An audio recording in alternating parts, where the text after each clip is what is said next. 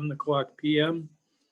In accordance with Governor Armando's Executive Order 20-63 dated August 7, 2020, the school committee intends to conduct this meeting remotely. The public can participate in this meeting remotely, but not in person by calling area code 301-715-8592. The webinar ID is 982-4701-5792. And if you'd like to see the live stream, which is on Zoom, which is part of Google, you can go to the Cumberland School Department website under the events calendar, and you'll see the link that you can click on and watch this live. The passcode for that meeting is 662742. So the first order of business is approval of the agenda A, compliance with the governor's executive order 20-63 dated August 7th, 2020.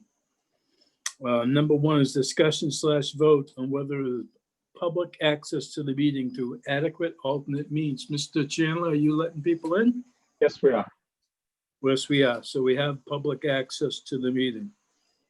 All right, next order of business is report out of executive session meeting on September 3rd, 2020. There were no votes taken during the meeting tonight in executive session. And I need a motion to seal. I'm sorry, I need to go back to approval of the agenda. So I need a motion to approve the agenda. Motion to approve. Motion by Mr. Collins, Second. second by Mrs. Waters. All in favor? Aye. Opposed? Ayes have it, 7-0.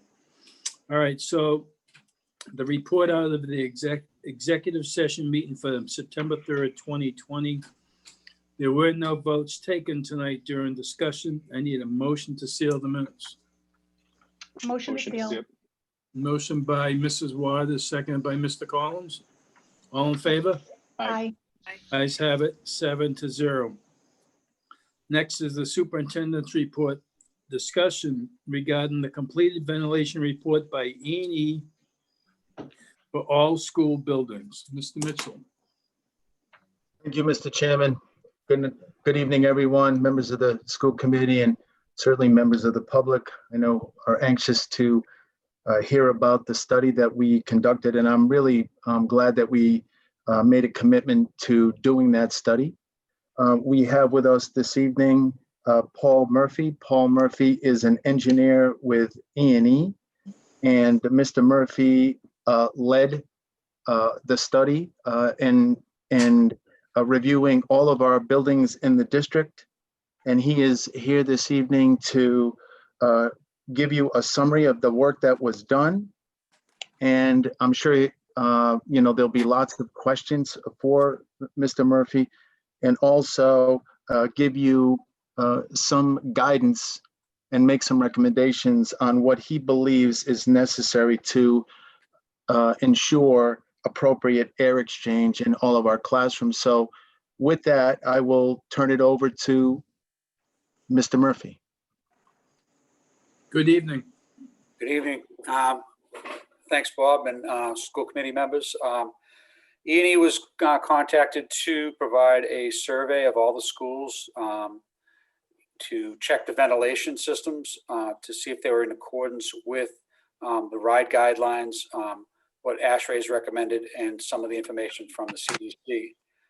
We went through and measured the ventilation coming into the building from each classroom, the supply air ventilation, and the exhaust being taken out of each classroom and occupied space. We did that with a balancing hood, and we tried to look for opportunities to recommend increased ventilation per the guidelines. And we measured the classrooms against the 3 criteria set up by the Rhode Island Department of Education. We looked at 25% of your ventilating equipment in each of the buildings. If we found more than 10% with issues, we went and looked at additional units to make sure we had a good idea on the overall condition and operation of the buildings. We compiled all that data into a report that includes the dimensional information we collected and the measurements of airflow at each device.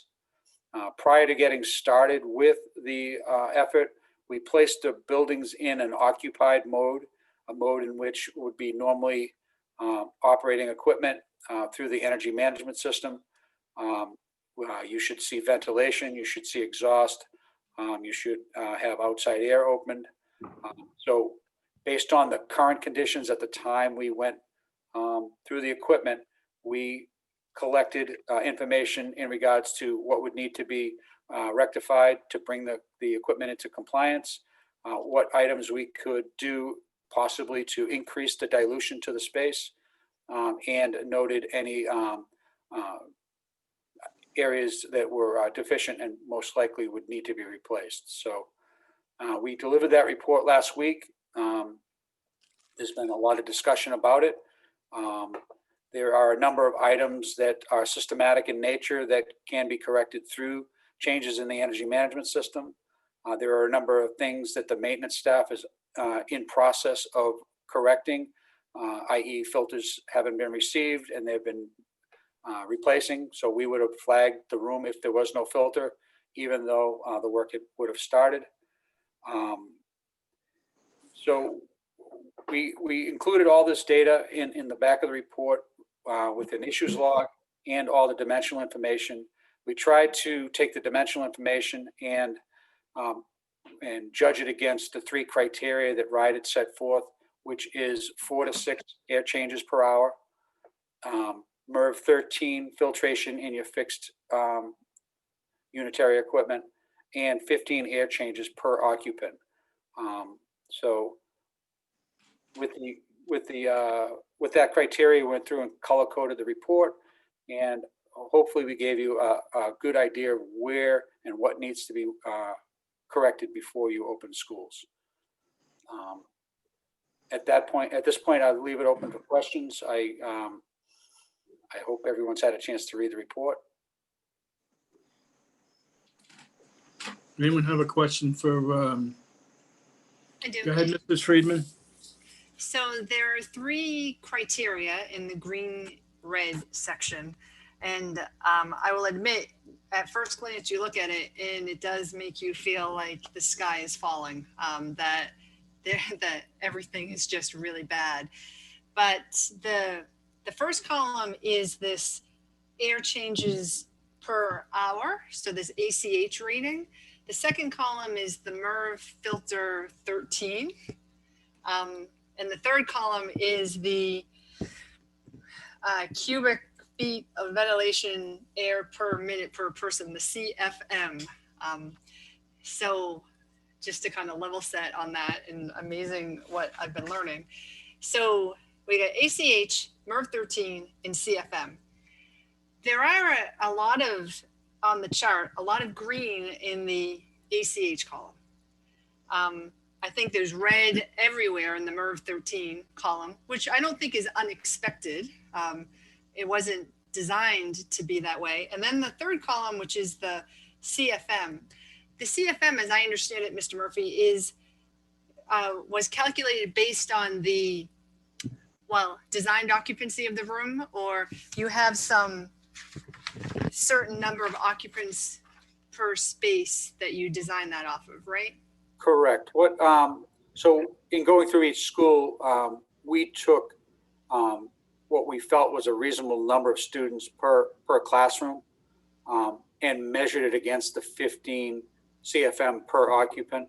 So in some cases, those numbers may not be accurate. If we could get the data that accurately represented each of the classrooms, then we may be able to turn some reds to green. The other issue is that the guidance came out, I believe, late October. And I believe the school district had probably already ordered the filters, which are normally MERV 8. So I believe they've tried to reorder the new MERV 13. So that's another reason why there's a lot of red on the list. Because we may have some MERV 13s. We have some MERV 13s on order. Is that what you're saying? I believe they've been trying to locate them. You can imagine they come out with this guidance, and 90% of classrooms in Rhode Island and Massachusetts have unit ventilators. If everyone's trying to buy these better filters or these more expensive filters, then there's a shortage right now. So we're helping customers try to locate them, but they're pretty scarce, and the lead times are pretty long. So it's like the new toilet paper of the pandemic, these MERV 13 filters. At this point in time, yeah. And so the third column, which is the ACH, if we were to reduce, if we were to half the capacity, so one of our potential models is the hybrid model where we bring half the students in for 2 days and then the other half in for the other 2 days. So then that would reduce the occupancy for each of those.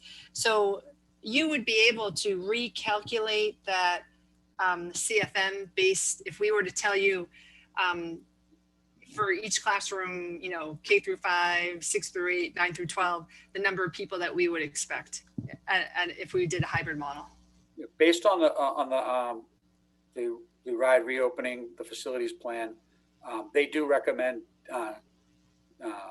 reducing the number of occupants to try to meet that.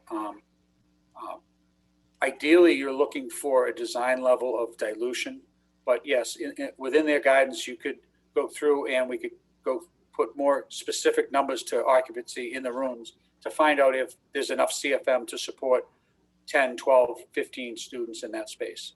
But the idea is to have well-diluted, well-ventilated air. So if a person does come into the building and is infectious, that we're reducing the possibility of spread through dilution and ventilation. Okay. Thank you. Anyone else have a question from the school committee? Mr. Collins, Mr. Chair. Go ahead, Mr. Collins. Mr. Murphy, thank you for being here this evening. Your company only looked at 25% of the rooms, correct? That's correct.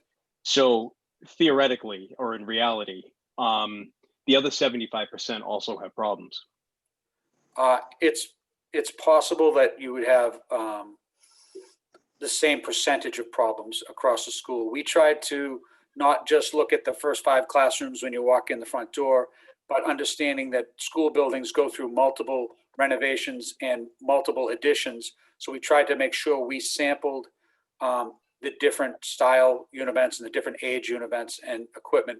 So we got a good idea of where there might be problems.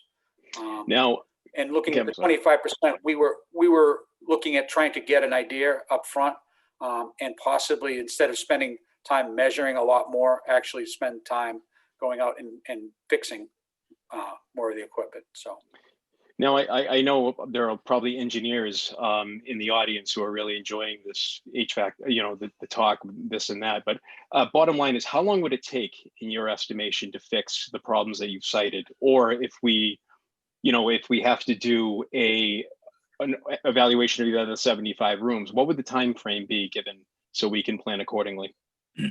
So to do the evaluations, we did probably 35%, because like I said, if we found more at the 25%, if we found more than 10% issues with the 25% we had looked at, we agreed with Alex and Will that we would look at a little bit more.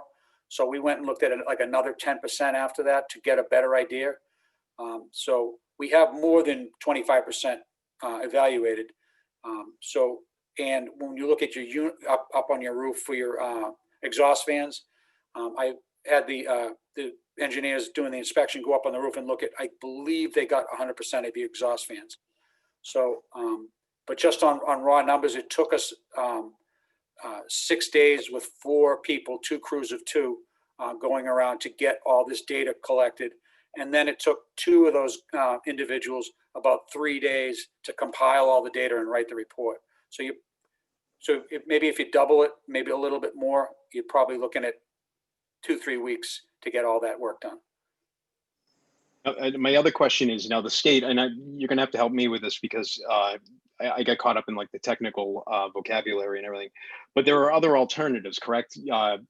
Could you speak to maybe, I guess people have been talking a lot about the fan and the crosswind, something that can be used in lieu of in the state requirement to mitigate. Is that something that's practical? Is it effective in your estimation? So what you're referring to is the reference to box fans. A box fan is just your square fan that you could possibly stick in a window. Cumberland has a lot of awning windows, which make it, impractical to really put a fan in front of an awning window that opens in. Not to mention you're adding, a lot of equipment. You have just in your elementary schools alone, you have 100 classrooms. If you put 1 or 2 fans in there, then that's a lot of extra equipment to be dealing with. And on the flip side, if you're not providing any filtration or any conditioning of that air, when it starts getting cold outside, or if it's raining sideways outside, the windows are going to get closed. And then you're going to have fans running. And that's exactly the opposite of what we want. We don't want a potential virus to be suspended in the air by equipment that doesn't provide some sort of positive impact on reducing the spread. So it's practical. It's just not practical for our schools with the awning window style windows. I think it's or it's not practical in bad conditions, obviously, which was I wouldn't say it's practical because if school starts in the end of October, we have to have all the boilers operational on October 1st in the state of Rhode Island. That's because we've had very cold Octobers before. It always seems like when we're replacing boilers, we have a really cold October. But that aside, there's a reason the state requires you to have boilers operational by October 1st because you do need heating. And the more you operate your buildings, especially older buildings with windows open, the more heating load you're putting on that building. And that boiler system may not be able to keep up with heating the building with all the windows, all that extra open air. That's why if you were to look at the classrooms that need supplemental help, I would recommend that you keep the windows closed for not only for environmental comfort, but for safety reasons, keep the windows closed and provide supplemental HEPA filtration in those classrooms to make up for the missing air changes an hour. I appreciate Mr. it. Salvatore? Thank you, Mr. Chair. Mr. Murphy, thank you. Your expertise over the years has always been really rewarding for me. I do have a question. The hallways, any ventilation in the hallways? We looked at the learning spaces. I believe you have some exhaust fans in your hallways, and you have what's called a fan coil unit. So, Okay. So a fan coil unit doesn't bring in fresh air from the outside, or our cabinet unit heater. So we would recommend the fans be shut off in those units because there's no net positive, there's no fresh air or filtration in those units. So we'd shut the fans off and just turn it into a convection type unit like you have at your house with thin tube radiation. So you're not blowing air around. And you do have, excuse me? Sorry, my connection froze up for a second. Is it possible to set up some type of remote filtration or airflow within those hallways where it's going all in between the corridors? Would that help with the situation? I'm just saying, maybe a wind tunnel, I mean, not an actual wind tunnel, but something on one end, to bring positive airflow in. I think you need to have the spaces individually dealt with instead of, you can't like stick a big air handler at one end of the school and blow everything through. It's just, it's not really practical. I think the focus should be on trying to repair the univents that you have that aren't working, and when they still don't meet the 4 air changes an hour or 15 CFM per person, then you supplement with some HEPA filtration. Okay. Thank you. Mrs. Friedman? So following up on that, so if we can't get some spaces all in the green, then even though the Rhode Island guidance says open the windows or use the box fans, that's not necessarily practical. It could be an interim potentially, but you would recommend these portable HEPA filtration systems for in the classrooms? Yes, that's what we've recommended that to other districts as well. that way you can have the windows closed. You're not adding to the heating load of the building and risking freezing pipes or anything like that. And it's a comfort issue. If people are cold in the building and the kids are really complaining, the windows are going to get closed. So it's really not I don't believe it's an effective way, especially when the weather gets cold. And do you have any idea, one, about how much one of these filtration systems costs for a standard classroom, and two, what the supply is looking like right now? So we just purchased today 300 units for another district. And we gave Will and Alex the list. You guys can purchase them direct if you want. We just did an evaluation to make sure they were HEPA, that they were reasonably quiet, that they worked off 120 volt circuit, and that the filter replacement cost wasn't exorbitant. So we gave that information to Will and Alex this morning. They run anywhere between $350 and they can go all the way up to $1,500 each. So a lot of this type of equipment has been historically used in medical environments. Obviously, for most of your facilities, you don't need medical grade equipment. You just need to provide the offset between what you're missing in your air changes per hour. So we're looking at a 2 to 4 air change per hour unit. The more air changes you have, the bigger the unit, the more expensive it is. So that's basically how it's driven.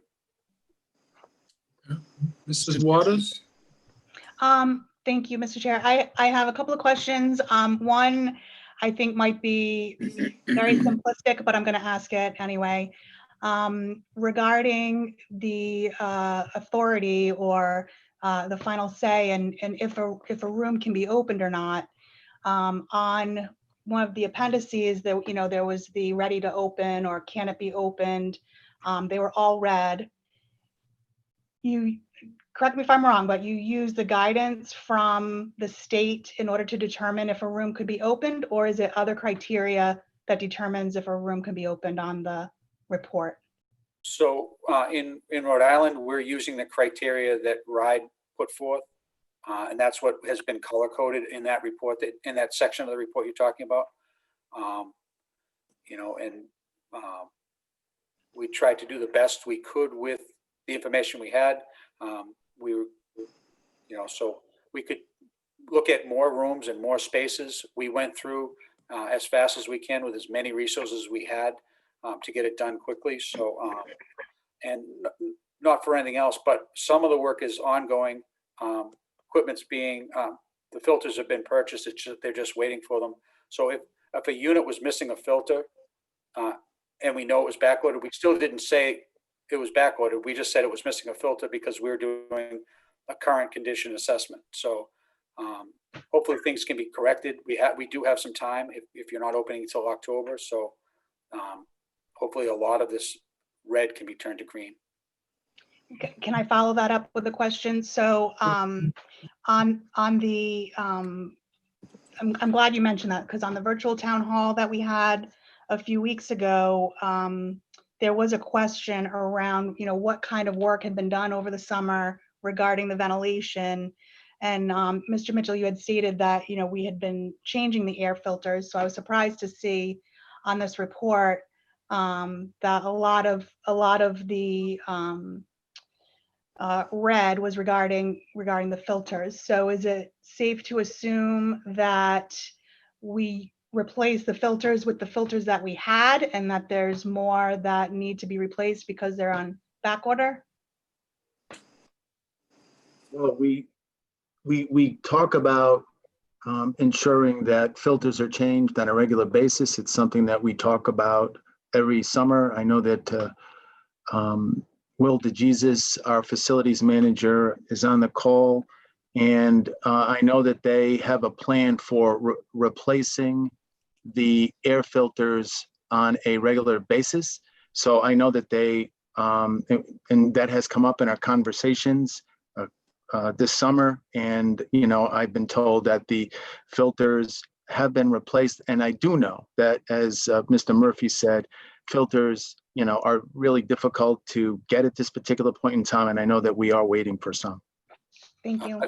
I could interject something else. The guidance only came out at the end of August, and I believe Will had already purchased what would normally be purchased, which was the MERV 8 filter. So, we were just going on the criteria, and what had already been purchased wasn't what the guidance was looking for. Mrs. Bernardo, go ahead. Yep, thank you. Then Mr. Salvatore.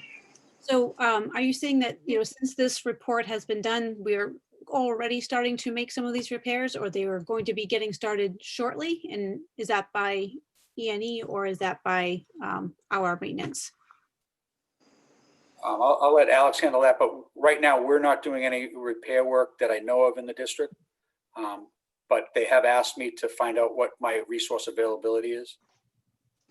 Yeah, we talked a little bit about this earlier. Someone, I think it was Dennis, asked how long it would take to do an assessment of the rest of the rooms, the other maybe 70 or 65% of the univents. I wouldn't handle it that way. I wouldn't waste the 2 or 3 weeks doing another study. I would just get in, have them go from room to room to room on a time and material basis and fix it if it needs fixing. If it's fine, go to the next room, rather than waste 3 weeks on, oh, now we know these are broken. Okay, now we're going to start fixing them. Let's just go right ahead and fix if that's what we're going to do. I understand. Mr. Salvatore, do you have a question? Thank you, Mr. Chair. Mr. Murphy, I know I've been getting a lot of emails. I'm sure other school committee members have been getting a lot of emails. Somebody in the district wrote, what about UV lights that kill 99% of viruses and bacteria in the HVAC? Just to address this, could you weigh in on this? Does it relate to our univents? It doesn't relate to univents. We use UV lights on food process rooftops when we do commercial work. The UV light is effective at killing virus and contamination on solid surfaces like coils. But when you're talking about airborne diseases, air travels through an air handler. If you like, say at your high school air handler, it travels through the air handler at a very rapid rate. There are some applications where you can put UV lights in your returns if you have a central system, and there are places where you can put UV lights to keep your coils clean. The application in a school, though, is very difficult. What they do in hospitals in some cases is they'll take the light and they'll shine it in an upward motion up towards the ceiling. But it really comes down to an application, and is that really the best way to spend money to make the spaces safe? Thank you. Also, Mr. Chair, Mr. Murphy, I also did receive another email. What about air purifiers in the classrooms or in the hallways or anywhere?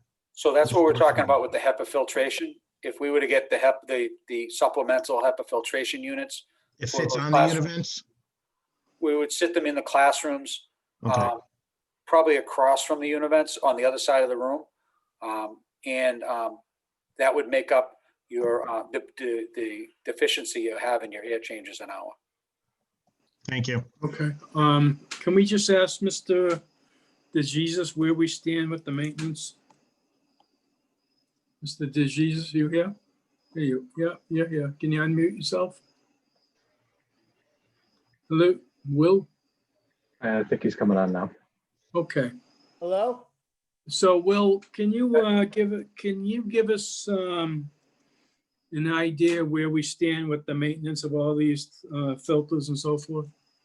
So as far as the filters go, all the classrooms have been replaced.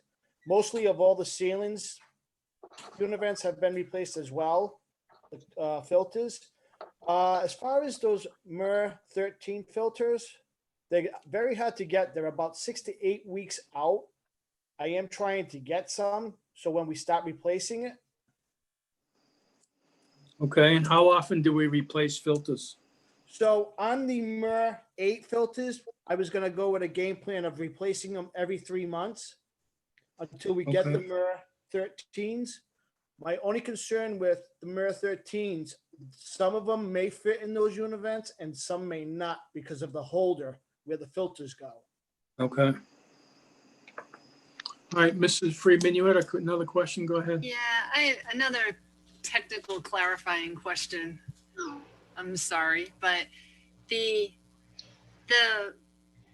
portable air filtration systems for the classrooms, as I read it on the guidance, says so that it could provide 4 to 6 ACH air changes per hour. But if we have classrooms that already are meeting that criteria, then, but they're not meeting the MER 13 criteria, does that portable system, is that still the answer to, closing the gap on the deficiency? Or is the portable air filtration system only for the classrooms that don't meet the 4 to 6 air changes per hour? I would say that your the column 1 and 3 are probably more applicable to the HEPA filtration. The MERV 13 filters don't remove contamination above a certain level, and it's for fixed equipment only. So I would say the first and the third column, the 4 air changes an hour and the 15 CFM per occupant would be negated by that. I would have to do a little more research to see what the genesis behind the MERV 13 is that would put it into that criteria. Okay. Mr. Murphy, I have a couple of Oh, questions. sorry. Problem, may I just follow up on Go that just ahead. to Yeah, make sure go I ahead. clarify? So we have a lot of, or at least from the ones that were looked at, there was a lot more green in the first column than any other column. So that's a good starting point for some of the classrooms that have that.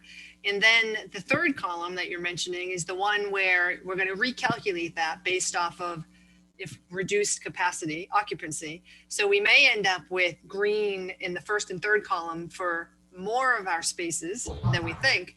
So then the air filtration system wouldn't be needed in those classrooms, and instead would be focused on the MERV 13 filter. But then I think you just said that maybe there's a little more research to do around if we can't get that filter, what else can we do? So for deficient classrooms, I believe that would be the way to supplement all 3 of them. I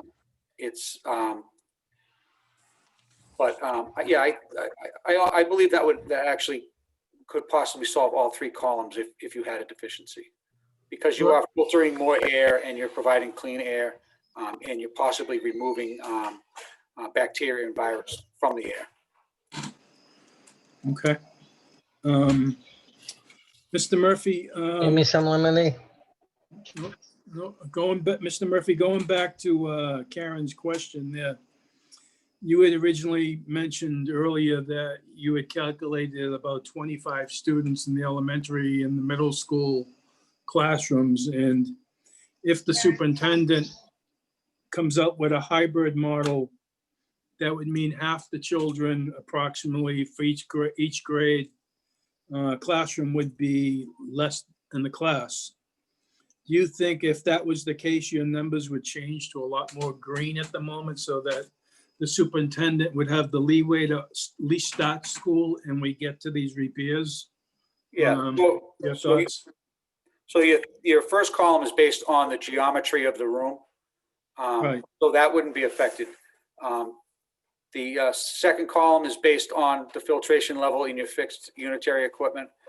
The third column would most definitely be changed if you were to scale back the occupancy, because it's truly based just on occupancy, 15 CFM per occupant. So, and that is supported in what the governor put out, and you reduce the amount of people in the room to.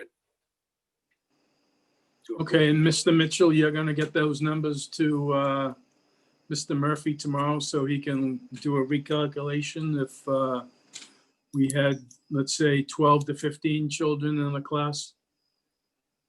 If you propose a different model to open school? We will Okay. definitely be in conversation with Mr. Murphy on a number of issues. Okay, Mr. Mr. Collins, go ahead. Mr. Murphy or Mr. DeJesus, one of the considerations that I was just thinking about was these multiple HEPA filters or whatever. Are we going to run into any problems with the electrical load or the circuits? I'm obviously not an engineer, but is that a consideration that we have to think about?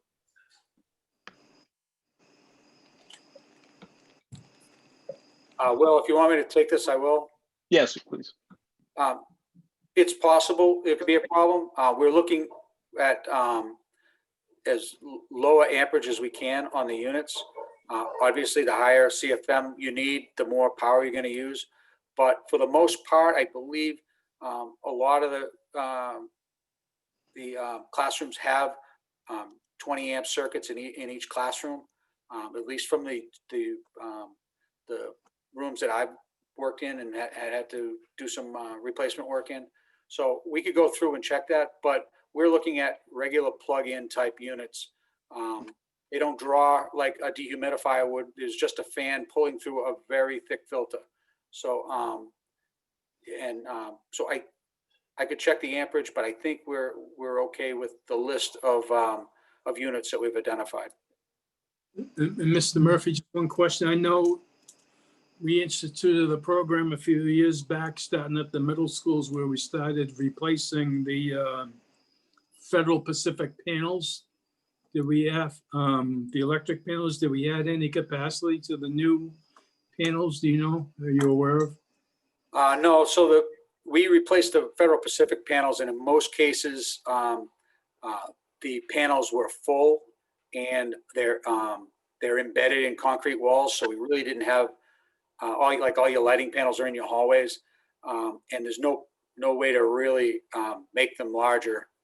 So they were replaced with the same capacity. Okay, but newer, we eliminated better equipment, but right. but same basic capacity. Okay, thank you. Does anyone else from the school committee or Mr. Chair? Mitchell, go ahead, Mrs. Waters, and what was that, Mr. Fiorello? Yeah, sure, but Mrs. Waters can go. Thank you. Thank you. I just can't see everyone at once. That's all. No problem, no problem. All right. So the governor had stated Monday on her press conference about back to school that if schools were to find themselves in a situation with ventilation problems, that they would help with that. Mr. Mitchell, can you talk a little bit about what kind of help we may be able to expect from the state, and if it's possible to have, if part of that, the Education Operations Center as part of the National Guard to maybe come in and help fix some of the low-hanging fruit to get the some of the rooms up and running? Yes, thank you, Mrs. Waters, for bringing that up. Just so that everyone knows, and some of you may have seen, may have, observed the governor talking about this in one of her press conferences. She has created the Education Operations Center. This is a 24/7 help center for education.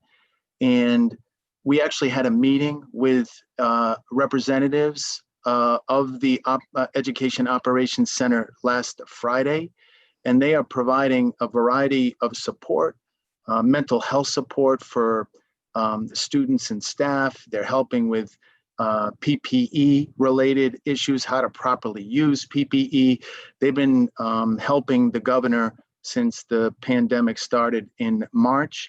And one of the things that we learned, and one of the things that the governor stated publicly, is that the Education Operations Center is available to help with any kind of issue that school districts may be experiencing. So I called our point of contact. Her name is Kristen Marcotte. I actually had a conversation with her yesterday to let her know that we had this ventilation study done, and that there is work to be done, some minor work, and we need help in repairing some of these univents and resolving some of these ventilation issues. So she took this information. She said that she would, it's documented, and that she would have someone get back to us. I believe she said within 24 hours. It actually has been 24 hours, and I haven't heard from anyone yet. But, you know, we have been told on many occasions by the governor that, and the Commissioner of Education, that there is help. This is, we need help. And I reached out yesterday, and I will certainly keep the school committee informed. And hopefully we'll be hearing something from our representative, our point of contact soon. Okay. Anyone else have a question for Mr. Murphy or Mr. Mitchell? Go ahead, Mr. Mitchell. Yeah. I just have I think a question that's really important. We know that there is work to be done in our classrooms, in many of our classrooms, some minor, some will require a little bit more work. One of the things I think that will be interesting for folks to know is if there is an issue in a classroom, is it safe for one person to be in the classroom alone? Yeah, so just from a logical standpoint, if you have a single classroom, even if the ventilation isn't working, they can't spread the virus. And that's what this is all about, is reducing the spread of the virus. One person, one teacher in a room by themselves, obviously cannot spread the virus. So that one room wouldn't have to be closed off. It would have to be used by one person or less. Mr. Fiorello, you had a question and I keep on skipping you. Go ahead. That's okay.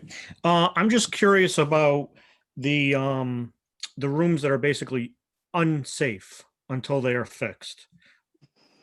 Some of those rooms are going to need new motors, I'm assuming, just some kind of maintenance work in others. But until that happens, these rooms are not safe currently, correct? They're not safe for in a pandemic to bring multiple people into that space. Right.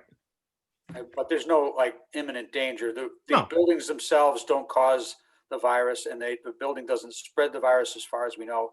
It's people having the virus, it becoming airborne, and other people coming into contact. Okay, but you are confident that over a matter of, say, weeks, we should be able to resolve at least some of the minor issues, or most of the minor issues, as well as some of the vent fans and all of that. It's definitely possible. Okay. Of course, assuming we can get all the belts, the motors, and other parts that we need, since everyone's going to be doing the same thing. Correct. And it's also going to be a resource issue because HVAC service techs are usually busy this time of year. Sure. Because of their heating and cooling equipment is failing and people are calling constantly. But if everybody needs to get a certain size fan belt for their fractional horsepower rooftop exhaust fan, yeah, it could be a shortage. Right now, we're not short on those problems. Right now, all that I know of is compressors and filters have been a problem. Sure. And also at this time of year, a lot of the big companies, when I think big companies, I'm thinking somebody like Janco, who owns a lot of restaurants. They're starting to order all of their maintenance supplies, hundreds of filters at a time. All that stuff is starting to get ordered now so they can start their P&M work coming into the fall, correct? Yeah, I know that we've called filter manufacturers and they are working around the clock to try to fill the orders. Just like the toilet paper, it was scarce for a while and then more than enough showed up. So I think eventually we'll have what we need. It's just we gotta be a little patient here. Sure. Thank you. Okay, Mr. Mitchell, do you have a, go ahead, Mrs. Friedman. I know for all of us, this is disappointing. This is disappointing. It's disappointing to see all the red on this chart. And, I know we are not alone in the state. If other districts went through a study like we have done, which many are not, but if they did, they would have similar results. And I think, you know, it's important that we know this information now. And so it is our duty to do something about it and to fix it. And so we have to figure out how can we do that in the most expedient manner, and how can we do some things that make our spaces the safest they can be. And for different spaces, that may mean different things. You know, it's not necessarily an across the board thing for everything. So there's a lot of work that needs to be done to figure that out. But I also want to comment or just let people know, because I know there's been a lot of comments about how did it get this bad? Like, why are we just finding out about some of this now? And Mr. Fiorello will attest that we are not just finding out about this now. You know, there have been issues for a while. And in the construction bond that the community voted for, there are in that, you know, every elementary school, it's included to repair and upgrade all of the existing univents. It's to look at, to get new univents for the transitional space at the high school and to fix some of this. So that, in the big picture, that stuff is coming. In the short term, we have to make decisions about how do we get our spaces the safest they can be for the at least 50% or maybe even 70% of our community that wants their kids to be in school, and how can we do that in a safe way? And that will mean, I mean, I believe that will mean at some point in a 50% capacity, because I'm not certain how we could bring 100% of the students back 5 days a week full time, but I guess we're going to wait to hear more from the superintendent on that. But in a reduced capacity, we could hit the CFM standard. We've got the ACH standard. If we could get some of these filtration systems and some MERV 13s, and, you know, if we can get some of this stuff going and fix some of the issues, we can get ourselves to the safest place we can be, I'd say, from a building perspective. So it's not easy to look at this, but I think we know it now, and now we just have to do the right thing and be as expedient about it as we can. So thank you for all of your work and squeezing this in and doing this for us, Mr. Murphy. Mr. Chair. Go ahead. I just want to piggyback on what Mrs. Friedman said about the work that we've done in the past also. You have to remember that when these schools are open and kids are in the buildings, there's a very limited amount of work we can do during those times. Most of it has to get done during either the Christmas break, if we're able to, or even during the summer for some of the bigger projects. Over the past several years, I know the mayor's on the call here, we've gotten over $10 million or about $10 million from the town to address certain issues. A few years ago, the big issue was school security. We replaced all the interior doors at a cost of over $500,000. We have done a serious amount of work on asbestos abatement. Thank you, abatement. And we've also done the univents at a good portion of the classrooms in both middle schools. We've also replaced a roof, which was $1 million in itself. So, I mean, I don't know if there's anything else Mr. Prignano or anyone would want to add to the projects that we've done that were at the time really high priority jobs. And we also don't want to throw good money down a hole, essentially, fixing some of these units that we know are going to be replaced within a year or even two. Yeah, Mr. Fiorello, I think hit all the major items, but we've been pushing for a bond issue for many, many, many years in the town, the previous town administration, and they may be right. I don't know the condition of the police station. They wanted to get that police station built up and running first, and the schools would come after that.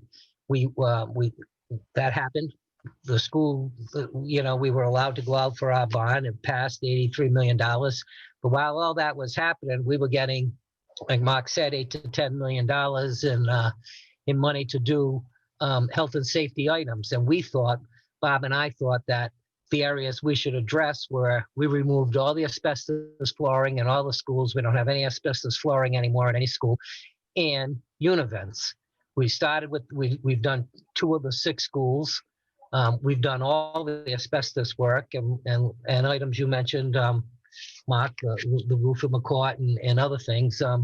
So we've had a plan, and we think the hitting univents and the asbestos flooring, which were two real health and safety issues, we think we were on the right track there. We've also replaced a number of boilers that were failing in several of our schools. And so, yeah, for little money we've been able to get, when $8 million doesn't sound like little money, but and for the work that's needed in the school department, it's not a lot. We think we've put it to good use. Matter of fact, when RIDE officials have come, they rave over the amount of work we've done in our schools. So Especially the I think this school committee and this administration have both been very proactive in that area. Okay, thank you. Mr. Mitchell, do you have anything in closing on this item? The only thing that I would say, I think, everyone has really summarized a lot of the work that has been done. And I would just say this about this ventilation study.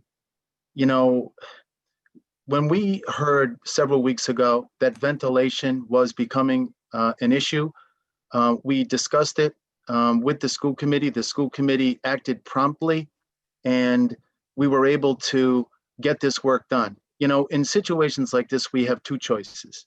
We either address the issue, find out what's going on, and then do everything we possibly can to get it fixed, or we stick our heads in the sand. And the good news is this school committee did not do that. They supported the assessment of our ventilation systems in every single school. We have the information that we need, and we're going to get to work on this tomorrow. So I think, families should feel good about the fact that action was taken. And Mr. Murphy will tell you that his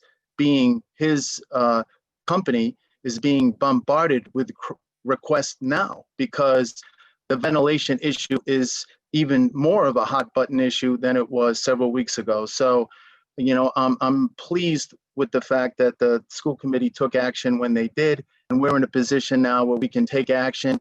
And I agree with what Mr. Prignano said earlier. There's no need for us to do any more study. I think we're in a position now where we need to go from room to room and do whatever we can to get the ventilation systems up and running in every single school. Thank you, Mr. Chairman. Mr. Chair, I just want to make one final point.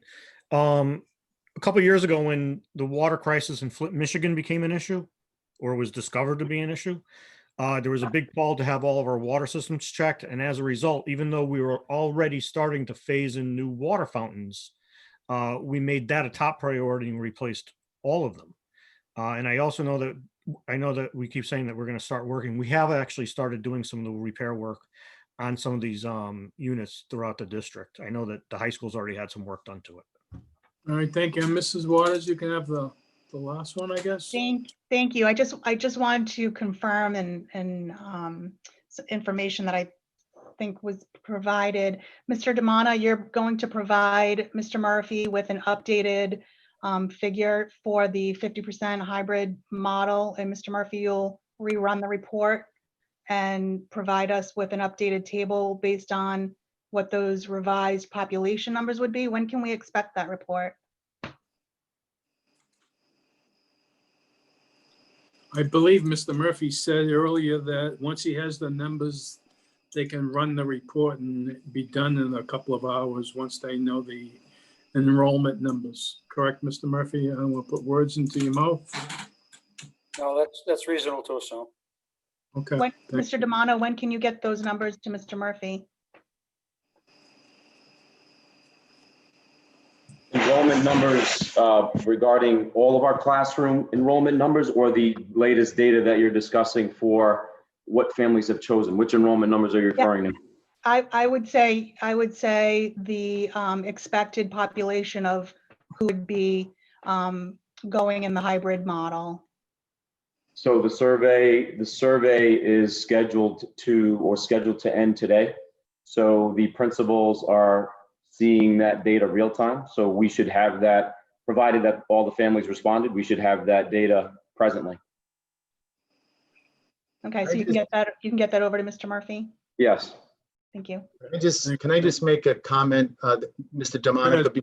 I know that I have talked to a number of parents myself who are really concerned about, the pressure that they feel to make the decision, and we are not insensitive to that about what they're going to do.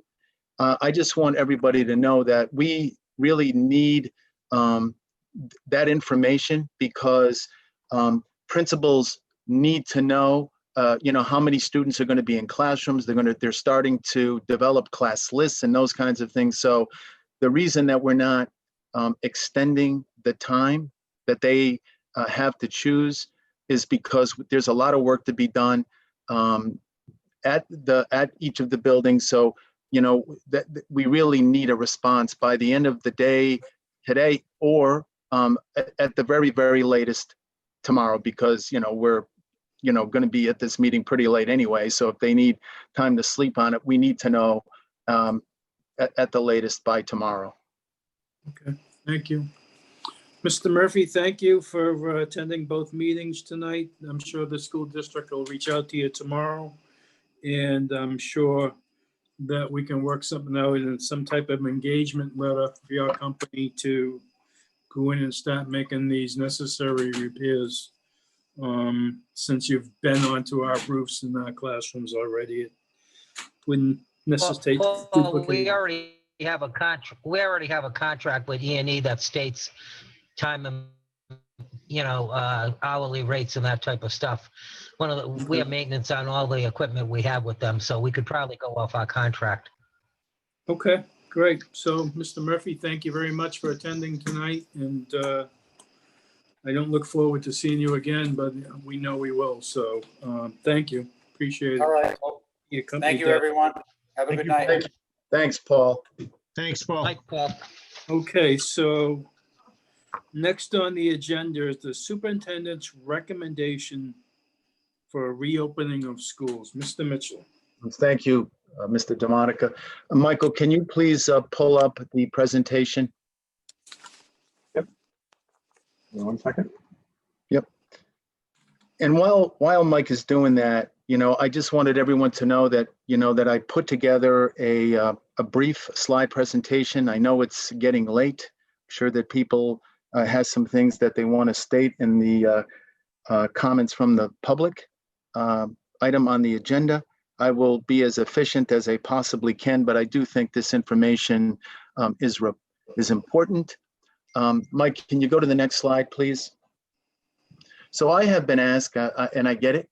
I'm the superintendent, and I have been asked to make a really important recommendation to the school committee and to the students and staff and families in Cumberland. And as I get into this presentation, I want to mention the priorities that we focused our attention on as we were developing our plan for our response to this pandemic, and the work that had to be done to submit to the Rhode Island Department of Ed. And we have focused on 3 priorities. Health and safety always has to be our #1 priority. Teaching and learning, #2, and making fiscally responsible decisions, #3. I also need to acknowledge and recognize the members of the central office leadership team, and also all of the building administrators. We have been receiving some really complimentary, very kind emails from parents who, are acknowledging the work that everyone is doing, and we're grateful for that. We've also been receiving some not so nice ones, as you can imagine. But I just need to acknowledge the hard work that everyone has put forth all summer and right up until this point, and we'll continue the work to make sure that schools are ready for when students do return. And hopefully that will be sooner rather than later. What I'm about to share with you was agreed upon by the entire administrative team. There was no debate, and there was full agreement on what I'm about to share with you. So, Mr. Chair. Mr. Mitchell, could you tell us who is on that team, please? The administrative team? Yes, please. Can you mention the names? Okay, well, I'll do the best that I can right off the top of my head. Thank you. Central Office Administrative Team is the Assistant Superintendent is Mr. Damana. The Human Resource Director is Katie Duncanson. The IT Director is Mike Chandler. The Business Manager is Alex Prignano. The Director of Special Ed is Dr. Rachel Santa. And I hope I didn't forget anybody. So that is the Central Office Leadership Team. And then as part of our decision-making team is all of the principals and all of our 8 schools. Would you like me to name those to Mr. Salvatore? No, that's okay. Thank you. I just wanted to make sure the public was aware. Okay, yeah, thank you. So, but you. I'm glad you mentioned that. It is important to know that in addition to those central office folks, all 8 of our building principals have been actively involved in the decision-making, and they all support what I'm about to share with you. So, Thank you. As an administrative team, we believe that the model that makes the most sense, and the truth is we've been talking about this since the middle of March, that the model that makes the most sense is the hybrid model. The hybrid model that we are recommending for the Cumberland School Department would follow this particular schedule. Every Monday would be a virtual day. This would be an opportunity for staff to meet with students. And then students would be divided into 2 groups. One group of students would be in person on Tuesdays and Thursdays, and the other group of students would be in person on Wednesday and Friday. And we'll get into a little bit more detail about the hybrid model in a second. We would bring back all preschool and special ed programs full in person. Those students would come all 4 days to school in person. Monday would be a virtual day for them, but they would be in school in person Tuesday, Wednesday, Thursday, and Friday. I do need to mention that the preschool is a little different. Those are our littlest and youngest students. The amount of time that they will be in person in school is actually determined by their individual education plan.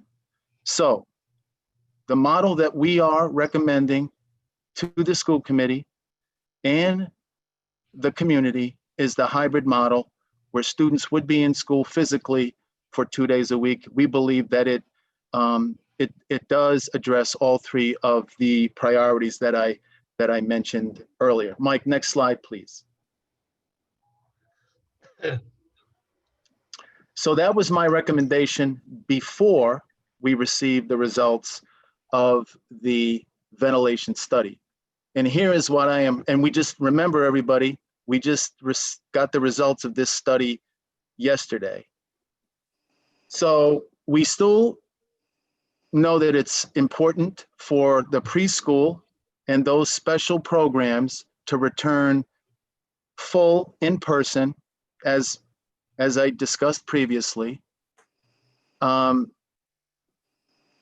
Monday is a virtual day. And then the reason I have, with the exception of PK, it's my understanding that because for some of our youngest students, those pre-kindergarten students, those pre-K students, some of them will need to come in on Monday. But again, the number of days they're in school depends on their IEP. And everyone has heard about the concerns in some classrooms. We're going to make sure that the students who return to school every day are in a school that meets the guidance for the reopening of schools. Mike, can you click on that flow chart very quickly? I won't take a whole lot of time on this, but okay, so, I won't bore you with a whole lot of detail about this, but this is the diagram that drives our decision. And the part of this particular diagram that impacts our decision is the one on the left, the decision tree for assessing ventilation options. And as of right now, if you follow that flow chart, the left side where it says no, that would be Cumberland at this particular point in time. And I would even venture to say that most districts in the state would fall in this particular category. And if you continue with that flow chart, you see that there are steps that can be taken and must be taken in order to open schools. We are going to be taking a number of steps to ensure that all of our facilities are safe for students and staff to return. Mike, you can go back to the slideshow, please.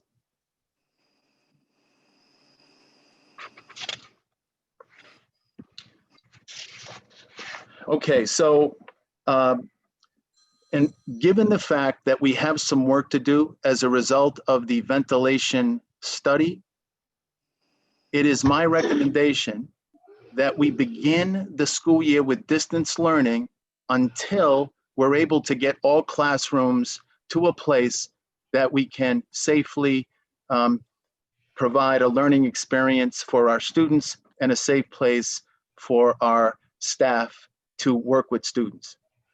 So students and staff will return to the hybrid model when all of those ventilation issues are addressed. And our goal is to have everyone back in the hybrid model by October 13th, which the governor mentioned in her press conference. Can you click on that hybrid model? And Tony, can you please review this slide with everyone? Good evening, everyone.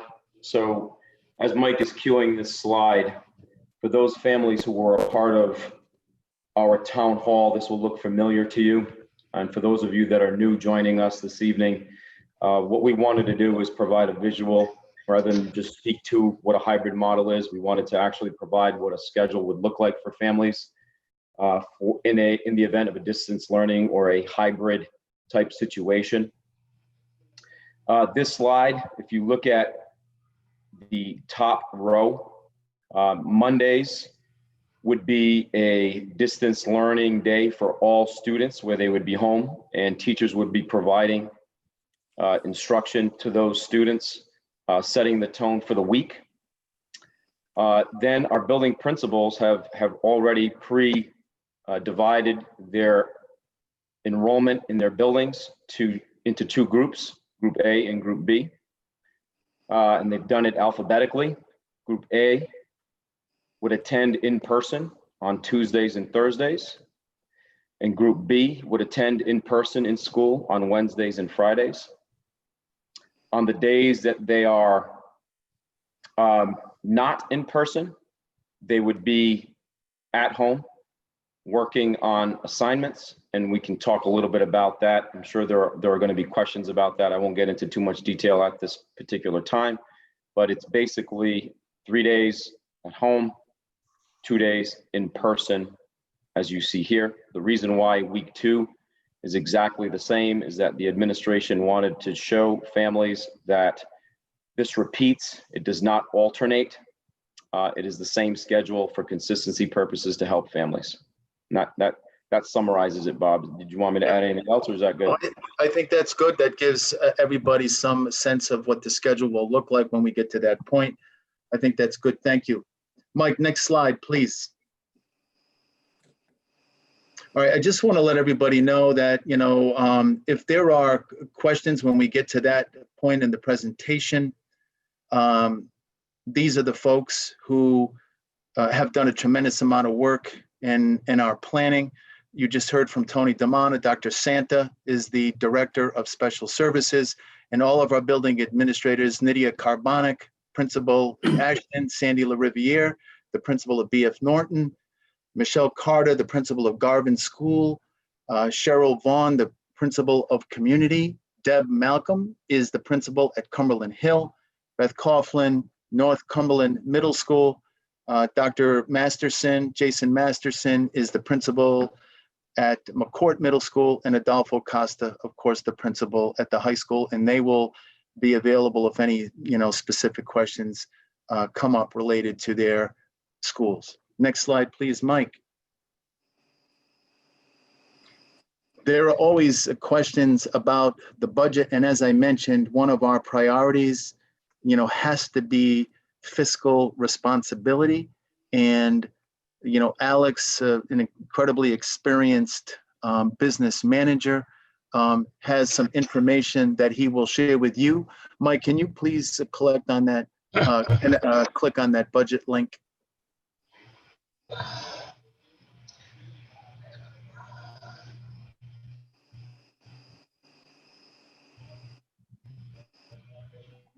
Alex, if you don't mind, can you walk everybody through this document? It's a little detailed, but it'll give some sense of where we are financially. Sure, Bob, thanks.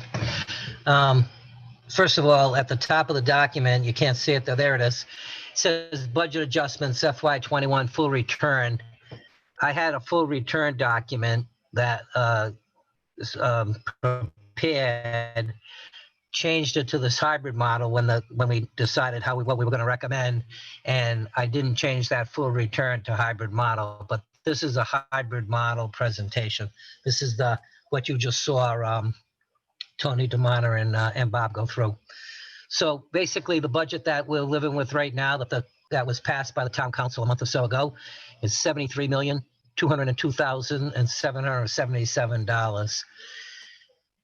To that budget, I feel these changes will be made on the revenue side. We're getting $512,000 in ESSA funds. ESSA funds is the money that the state's given us. Last year, in order to help balance the state budget, they cut June state aid by some $530,000. They are replacing it with this federal ESSA money so that districts would be made whole. They cut it in June. They really couldn't just pull the rug out from everyone in June without replacing that money. That money will come in as be reflected in FY20. It will allow us to grow our surplus at FY20, and the plan is to move that money into 21 to pay for one-time type expenses in 21 so that it doesn't further create, you all know we have a significant amount of already in this 21 budget. So that we're gonna increase the budget by that 512. And then these are just some revenue line items that should be adjusted. When we negotiated with ICSI this year, we decided to just do a one-year contract with no changes in it. There was going to be an increase in their working rate for healthcare, not in their working rate. And because they were getting no raise and we didn't want to see them actually go backwards in salary, we held off on that. We kept the working rate at last year at a cost of about $25,000. Rentals, the district usually does about $225,000 in rental income. There's a lot of different things that we will not be able to do this year. We have basketball tournaments, gymnastic tournaments. People rent our buildings for everything. A lot of that stuff won't happen this year. We've reduced that number by $100,000. Same with the preschool. We usually do about $100,000 in preschool tuitions. In talking with Dr. Santa, she's recommending that we probably reduce that by half. The town master lease, as you know, we went before the council in a week or so ago talking about the high school security project, and master lease that the town has just completed for us by about $40,000. So instead of $792, it actually give us $832,000. So that $40,000 will be available. And then the last time I checked with the high school people, they said that there are 2 additional students had enrolled in pathways. So there are a number of kids interested. I follow up with them every couple of weeks to see what that number's doing, and I've increased that now of $73,599,000. Under that, you see the appropriation number, which is, since we had a balanced budget, is the same 73,202,000. And these are some of the adjustments I'm recommending on the appropriation side. As you know, the G6, which is the non-union administrators, the principals and the central leadership staff, Bob, et cetera, they were in a third year of a contract that called for a raise. They've all agreed to give up that raise for savings of $77,000. We had a number in the unemployment comp budget. We had originally the superintendent was recommending layoffs that the school committee didn't accept over the summer. So with people not laid off, we don't need that money in unemployment. Special ed tuitions, we've done something with adding a person that's going to allow us to bring back several people from out of district placements. I'm hoping that numbers will be even a little bit better, but conservatively, I've used $100,000 for now. So those are all reductions, savings in our budget. The next items are increases. The high school security project, we had $500,000 budgeted, is come in at $658,000. So we have to add $158,000 to the budget for that. Healthcare claims, we joined WB Community with the town, where people know, school committee members have had a presentation on this. There's a set working rate. It's kind of since we're talking about hybrids, it's kind of a hybrid model of a premium arrangement, yet you're self-insured as well. So I won't get into explaining all that tonight, but it requires an extra $240,000 in our healthcare budget month. It's not like, well, whatever claims will be. That adjustment will get made at the end of each year, and you'll build up either surplus or deficit in your account based on what your claim experience was the prior year. All the job pools, the hires, the leave of absences, pension, FICA, all those type of things have increased the budget by about $220,000. Charter school tuitions, we had an estimate of what that usually goes up about $200 a year, that tuition amount. We had estimated a number, it came in actually $18 higher when we got the number from Ride. And it's $10,714, not a big number. The Trust 0.1 for an additional $5,300 and an increase in our workers' comp premium. That brings now the appropriations to $73,498, or with to the good still here of $101,000 from the $73,599 above. The next items have to do with, let me reduce my screen there for a minute. All right, I'm back. What we'll need for this hybrid model. The first item is cleaning supplies. We've spent about $70,000 to get us off to start. And when I say cleaning supplies, PPE items and that type of stuff as well. We've spent $70,000 to get school going for the beginning of the year. I figure we'll need another $100,000 for the remaining part of the year. I've added $47,000 in for kindergarten TAs. I think the kindergartens, the kids at that age, we had one in each room. In the past, we were going to go with, which pretty much amounts to 3 part-time TAs in each school. For kindergartens, we were going to go with 2 this year and have the room because of the budget strain on the budget. But I think it would probably be wise with trying to keep kids at not a tremendous amount of money, for just under $48,000 back in the budget. Cleaning people, additional custodians or whatever. Will and I have been talking about a plan where we think we can use existing staff and not have to add any. Now, this would be on a hybrid model. If we had to bring everyone back, it wouldn't be possible. We would have to add additional custodians. With just no way we could do it. There'd be too many rooms and too many areas to have to be wiped down and cleaned on a regular basis. But with only half the students, we're hoping we can do this with just the staff we already have in place. The next line item, adding substitutes. Those are teacher substitutes. And the logic behind that is you want to hire these people, to be with you in entire year. Since we're not open until the middle of August, and 150 days, 50 a day, 15. And that's because you don't want, that would be $362,000. They would be eligible for health care. I haven't added anything in there. I'm hoping that, maybe we'll be successful in recruiting a lot of teachers right out of school that are looking to get experience, and hopefully they're young enough, they won't need our health care. They'll be on someone else's, but that may change. We may have to add something there. Technology apps, these are the things that, companies provided free last year during the pandemic to help with virtual learning.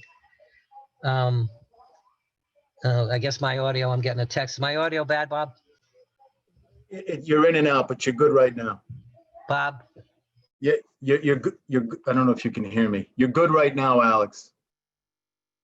Okay. Okay. So those, hot spots, other things that we purchase, we probably will need for children doing distance learning. Ventilation repairs. Now, we've heard for Paul Murphy, I put a number of $150,000 in there right now. It could be $250,000, it could be $300,000. We won't know until we get further down the road. But, and this is basically for the elementary schools. My calculation was for the elementary schools here. I think the middle schools are in pretty good shape, and we're really not in a position to do anything at the high school at this particular time. That is a significantly big project. We would have to go through the bond for that. Air filtration for isolation rooms and the nurses' areas. I put 20,000 in. You can spend anywhere from, Paul said, 300 to I forget, 1,500. We've talked about numbers in the past, Paul and I, from 600 to 7,000 they could cost. So, and then there's going to have to be some construction done and other things. I put a number in of $20,000 to try to get those rooms in shape. Then we're going to have supervision for arrivals and dismissals, and supervising children for lunches, and virtual academy staffing. The goal is to use existing staff, and the school, the teacher, the state calendar is shorter than the calendar that the teachers work. There'll be 4 days that will be owed to us, and I think we've made some arrangements with the union for them to do some of that supervision to not have to come in those 4 days. So that gives you a variance of about $678,000 in the red, or a shortfall, and that's kind of a pretty conservative number right there. I think there's a good chance it could be that number could be higher, but we'll see as we get into this. Then the other thing we hear about is the COVID relief fund money that we're getting. We're getting $636,000, and I had planned on, these are expenses that I haven't put in the budget because I was going to push into the COVID relief funds, the virtual academy software, Chromebooks that we're buying, and the cleaning and PPE stuff that we've already purchased. As I mentioned, there's $100,000 in the budget. I'm adding into the budget. We've already spent $71,000. I would push that into the COVID relief fund and to spend it that way. Now, another way, though, we might be able to free up some money is down below, where I take the Chromebooks out, where we would push them into a master lease we would do on our own. And I would ask the town, even if we have to pay the lease, maybe the town could issue it for us because they would get a tax exempt rate. We would have to issue that lease. It would be a taxable rate for us, but the rates are so compressed now, it really wouldn't be that much of a difference. So whether they do or not doesn't really matter. But that way we could take the savings of the Chromebooks, push them out over the next several years in a lease, and we could substitute things like the ventilation repairs and some of the apps that Mike feels we need to buy, the air filtrations items, and maybe 27% of the sub salaries into that lease, and that would all provide reductions to the 678 above. So there's things we have to there's work to be done to try to balance this budget, but we're in the ballpark, so to speak. Thank Any questions from anyone, committee Oh, yeah. members? Go ahead, Mrs. Waters. I have just a question on the cleaning supplies and safety items. Again, the governor mentioned on Monday that the state had procured a lot of these items. Do you have any information from the state if they will be providing school departments We've these already, items? we've received a lot of things already. I think we've received 180 gowns. We've received masks. That if you go in Will to Jesus' office, you can't find them. There's more boxes, eyes, and PPE stuff or whatever. So we've already. I think we could probably get by with the $100,000 that I've added to the budget. Because remember now, it's a reduced number of kids. You're not cleaning every room, every kid, every desk, every single thing every day because not everything's being used. I'm good for now. Thank you, Mr. Chair. Okay. I have a Mr. question. I have a question. Go ahead, Um, Mr. Mitchell. Alex, can you just, one of the things I think it's important for the community to know that the six, I think it was 658 for the safety project at the high school. Yes. So but there is a reimbursement there. Can you talk about that? Right. The $658,000. We have a grant at RIDE for $200,000 that's sitting there. That $200,000 when we complete that project, and as long as we complete it sometime during this year, will be available to us. That will come in. It will go to the town, and the town is going to turn around and give it to us as part of the money that they were giving us this year. So, it's good for the town that we found a way to get $200,000 that they could give us, but it's also really good for the school department because that $200,000 now will be in maintenance of effort forever and ever and ever and ever and ever. But I think the mayor knew that when he agreed to do it. I don't think I put anything over on him. Another question, Mr. Chair. Go ahead.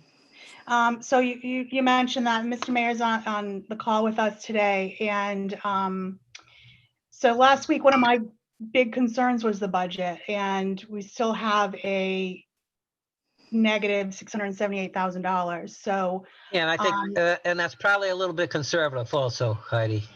okay, so yeah. I'm gonna That's ask Mr. Mutter if his support for this budget, because this gives me severe heartburn. And I understand that all school districts are in the same boat, but I really have reservations for bankrupting our town. So can you hear me now? I can. Yes, we can. Thank you. Okay. So I can't see that, but that screen that Alex has up there, but I have had discussions with Alex and then, or I should say Mr. Prignano. And Mr. Prignano did send an email today about a potential master lease. So, I don't think I'm speaking out of turn, but the discussions I've had with Mr. Prignano, based on the numbers that he has in front of you tonight, we don't believe that's an insurmountable task, in the long haul. Even if we had to use the master lease, and wherever that landed, in whichever operating budget that landed in, but as long that number, and then Mr. Prignano we did have a brief conversation today about that, and he just said it tonight that we're in the ballpark. So I don't think it's an insurmountable task at that number. So we have your support. I am here to support the school committee, and I have said it in the past. I know this is a very difficult vote and a difficult situation, but it is time for us to all be on the same page and do what we can do. I can also tell you that with respect to the study on the vegetation that's inhibiting some of the ventilation, I did speak with Highway today, and so we're ready to help you remove that and whatever else we could do to get those those systems up and ready as fast as possible. I would interject here too, that, and Mr. Mitchell did state that we do have a leg up on some communities because You do have an approved plan. You you have the approved bond, which then has been approved by the council and has the funding has been approved. So, so you are ahead in that. There was some planning. Obviously, we would have loved to have gotten it done prior to this time, but we do have a plan now to fix it. We have a funding strategy that's been approved to get the job done. And I'm here to tell you that we're going to do everything we can to help you get that done. Thank you. Thank you. Anyone else have a question for Mr. Pregnano in regards to this? Then if I don't see anyone, so Mr. Pregnano, Chair. go ahead. Mr. I just wanted to point out the thing about the vegetation, Mr. Pregnano. I know we usually wait until just the week before school starts on a normal year to really do all the landscaping. Is that why some of this vegetation is blocking the vents? I didn't hear you, Mark. That's why. What's blocking the vegetation, some of the like tall grass and stuff. I know can you hear me, Alex? We can hear you, Mark. Yeah. I know that Mark. In the past, we wait until the final, the week or so before school starts to really clean up the properties, which is why the vents are being blocked by vegetation right now. Is that correct? Well, we will try to take care of that. As of now, Will and I have just put a hold on that just because we need this budget to settle before we start doing things like trimming bushes and that type of stuff. I mean, we love to put down mulch and all that type of stuff. I think appearance is a big thing, but until we know where we are with the budget and state aid, a big issue. No, I'm not arguing with that at all. I think because some of the parents, the parents have seen that part of the report and wonder why we don't, clean up our properties. It's only because it's been I can help you with that. Excuse me, hold on. Mr. Fiorello, finish your point. Yeah, my point is just that it's not that we haven't done this, it's just that we haven't done it yet. We usually wait until the schools are about to reopen so they're in their best condition for opening week. All right, now, Mr. DeJesus. Sorry about that. So that picture was probably taken at McCourt in the courtyard. We really don't do much in the courtyard until like the very end. The staff has been cutting the grass. The custodians have been trimming as much as they can. So we have been trying to take care of it as best as we can with the people we have. Okay, thank you. Mr. Chandler, could you take this, this off the screen, please? Thank you. So I have a question. I guess it's for the superintendent, and you can go to Mr. Pregnano. Hey, yeah. And that is, why no repairs at the high school ventilation system so those children can try to come back to school as well? I mean, if the mayor has the $83 million bond, the town council approved it, could we not ask the building committee to kind of move forward on that item as well? So those children that can come back. So the question is why Can you answer that, Barbara? Sure, you can go ahead, and I was going to respond. Go ahead. Well, the process, there is money in the bond for that to replace the unit vents at the high school and the trans building actually, but to go through the RIDE process, because that's not just repairs, that's full-blown ordering new unit vents, replacing them. You're going to have to go through the CHIPS program with the noise decibels being reduced. Paul, you're aware of all the stuff we went through at McCourt, North Cumberland with RIDE. With the schematics and stuff that you have to go through at RIDE, it'd be anywhere from 3 to 6 months, and we would never open the high school. I understand. There may be a way, and I don't know, that there may be a way that because the governor and others are so hot to get schools open, that maybe they would intervene and maybe cut through some of that bureaucracy if we request it. And the mayor and I have talked about that. So maybe we can speed that up. But the number that I have in our budget to come out of our budget was just for the elementary schools at this point. We certainly will explore if we can do the high school through the bond, but I just don't want people to think, the bond, tomorrow we write a check and it's, it's done. That there's still in the bond and a lot of work to go through rides process. I understand that about, going through RIDE, but we're talking maintenance and repair of some of these univents that may work for us, and we shouldn't just, in my opinion, and I'm just me, forget about the children at the high school because it's going to be expensive. I mean, if we can make some of those reds go to greens because the number of children not going to be in that classroom of 25 or 28 children, then somewhere down the road here, we need to make that a priority as well, not only just the elementary, but try to bring all the children back into the Cumberland school system. I mean, Mr. Mitchell, go ahead. Yeah, Mr. Chairman, I don't know if there's some confusion here or like I am, misunderstanding something here, but we have a responsibility to ensure that these rooms are ready and safe enough for students and staff to return. So, I mean, I was under the impression that we're going to get started on repairing all of the things that could be repaired immediately, like right away, and that included the high school. So we're gonna get moving on that, and we did this, and I think it's important for people to know, and the mayor was a part of this conversation as well.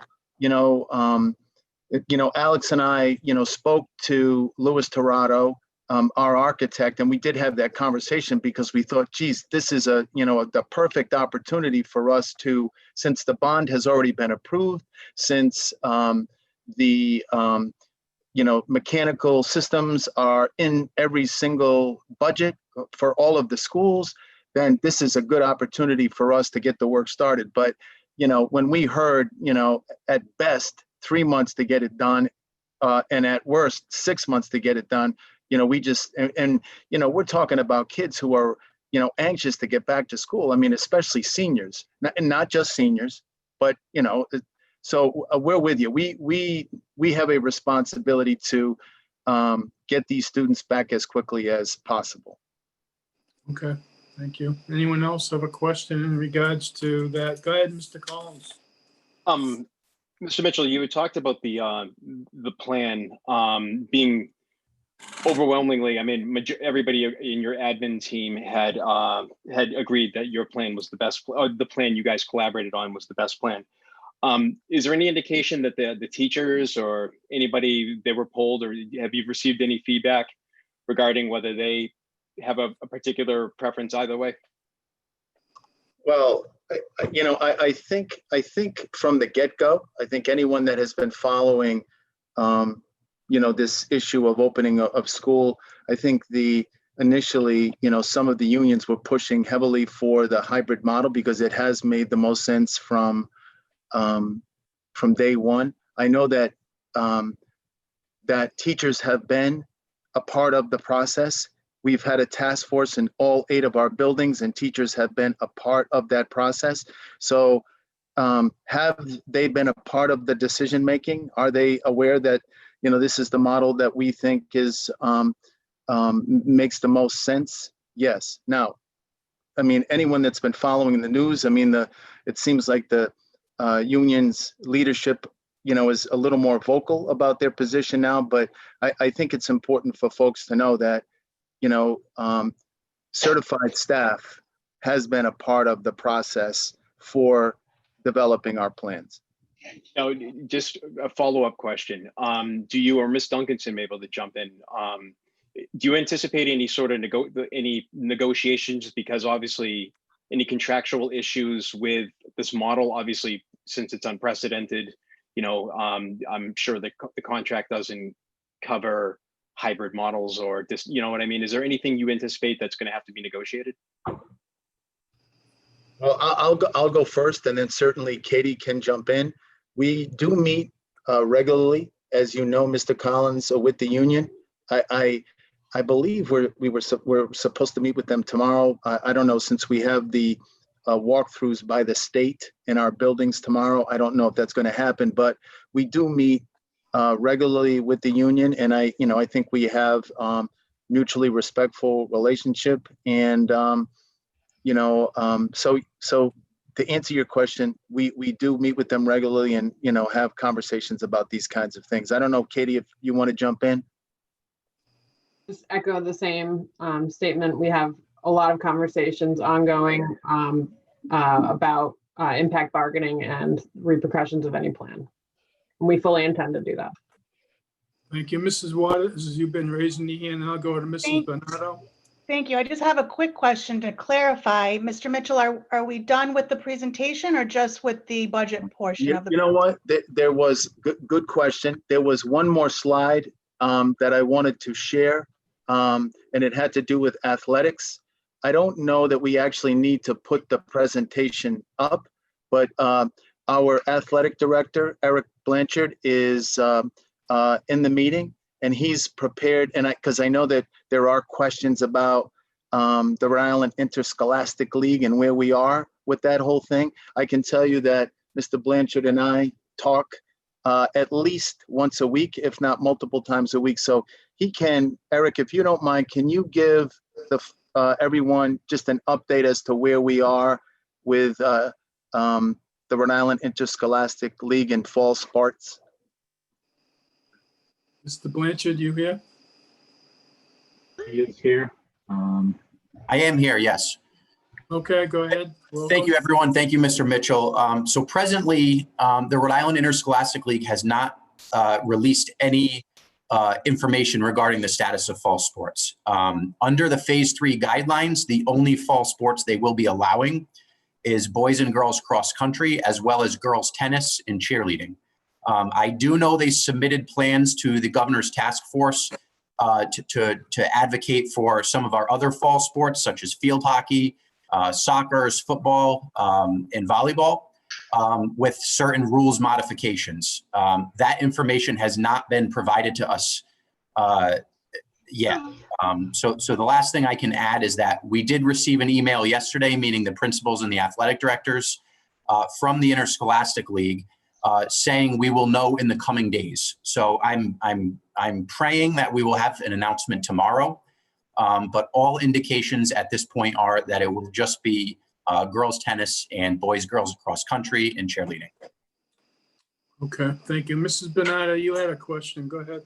Yes, I'm actually just wondering, do we feel we're in a position where we're prepared with our transportation challenges and like the busing situation?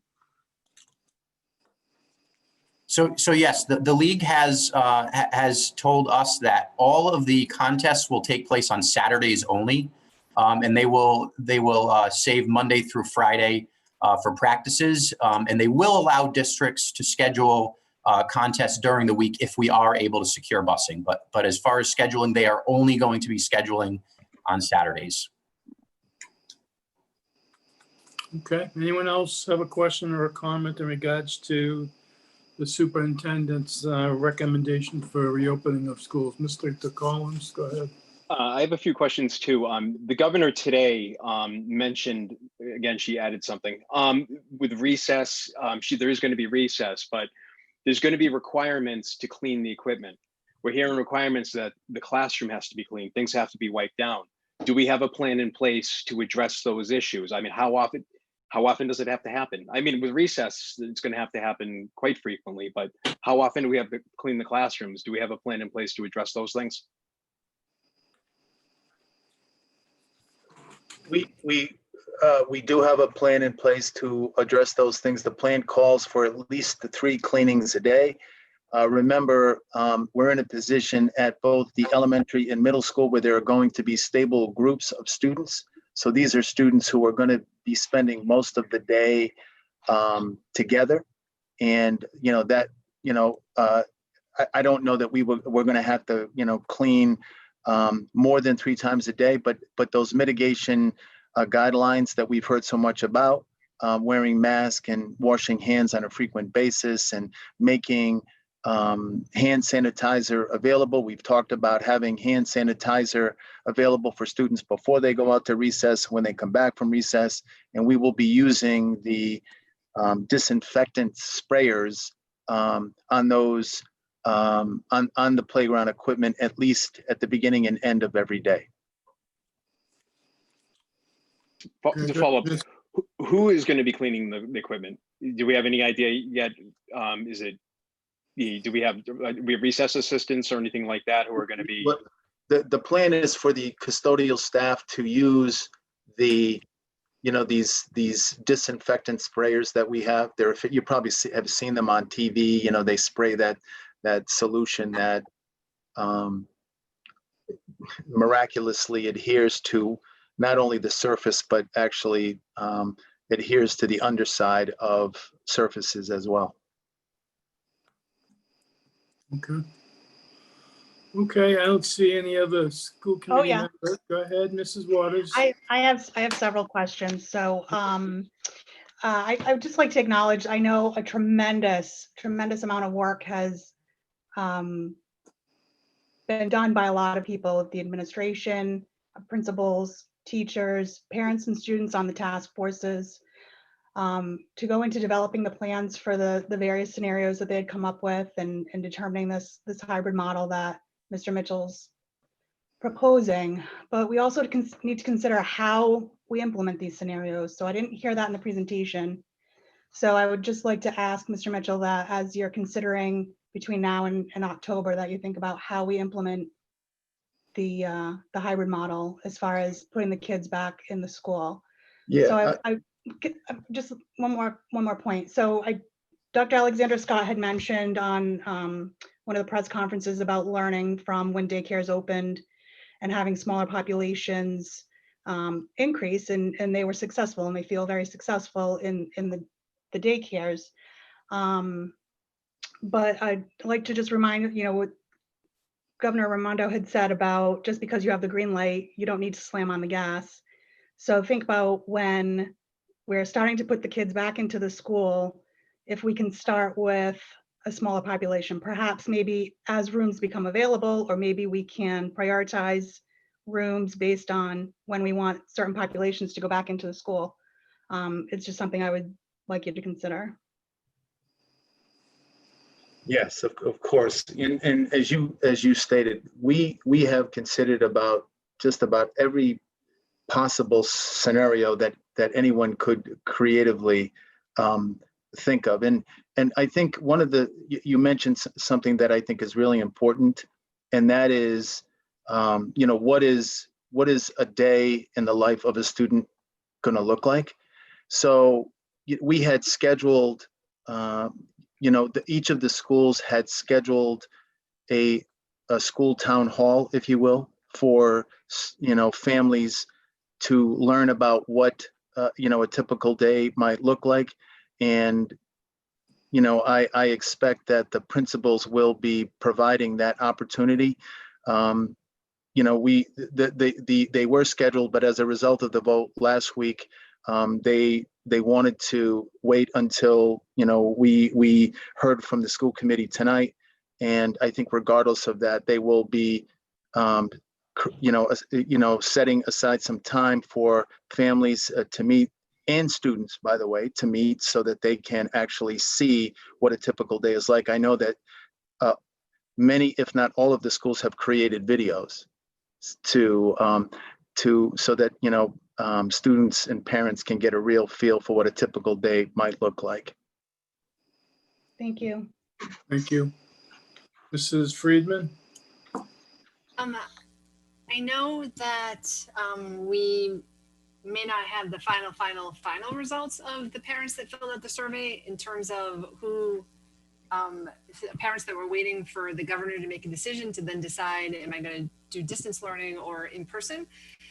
But I guess I would ask whether we have an estimate now. Earlier it was 50% said they want to go back to school no matter what. 30% said distance learning no matter what, and 20% were undecided. So I have a question about that. And then the second thing is, For those families who have chosen to stay 100% distance learning, can we talk just a little bit about what that will look like for them? Because that's an important part of this plan as well. Of course, Tony, you want to handle that?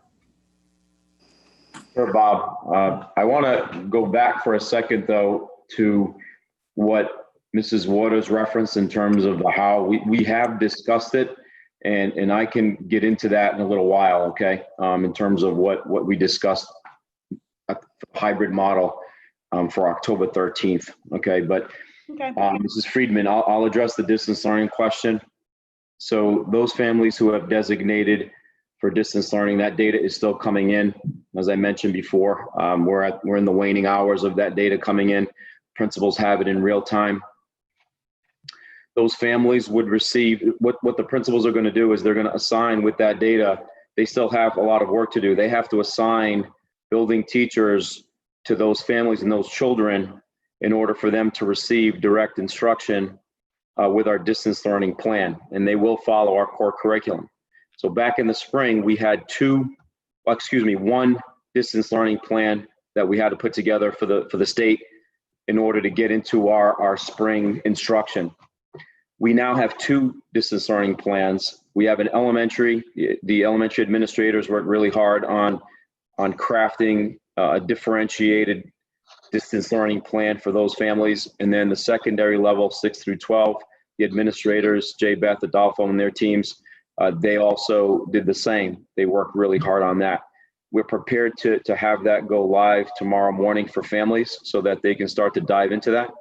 You'll see example schedules, and the increased rigor, the actual content, the timeframes that they'll be spending on the content. So we went into quite a bit of detail, and we definitely upped the ante from the spring. So that work still needs to be done in terms of assigning the students to those teachers, but it's in progress. And you also mentioned the numbers, I believe, right? Yeah. So yeah, it was 50-50 but the newest survey, there were a number of families that wanted, I think about 15 to 20% of families wanted to wait for the governor. So it was more like a little over 50 for in-person. It was in the 30s for distance learning, 30 and change, about 15% were waiting. And then there was some percentage shifting to homeschool.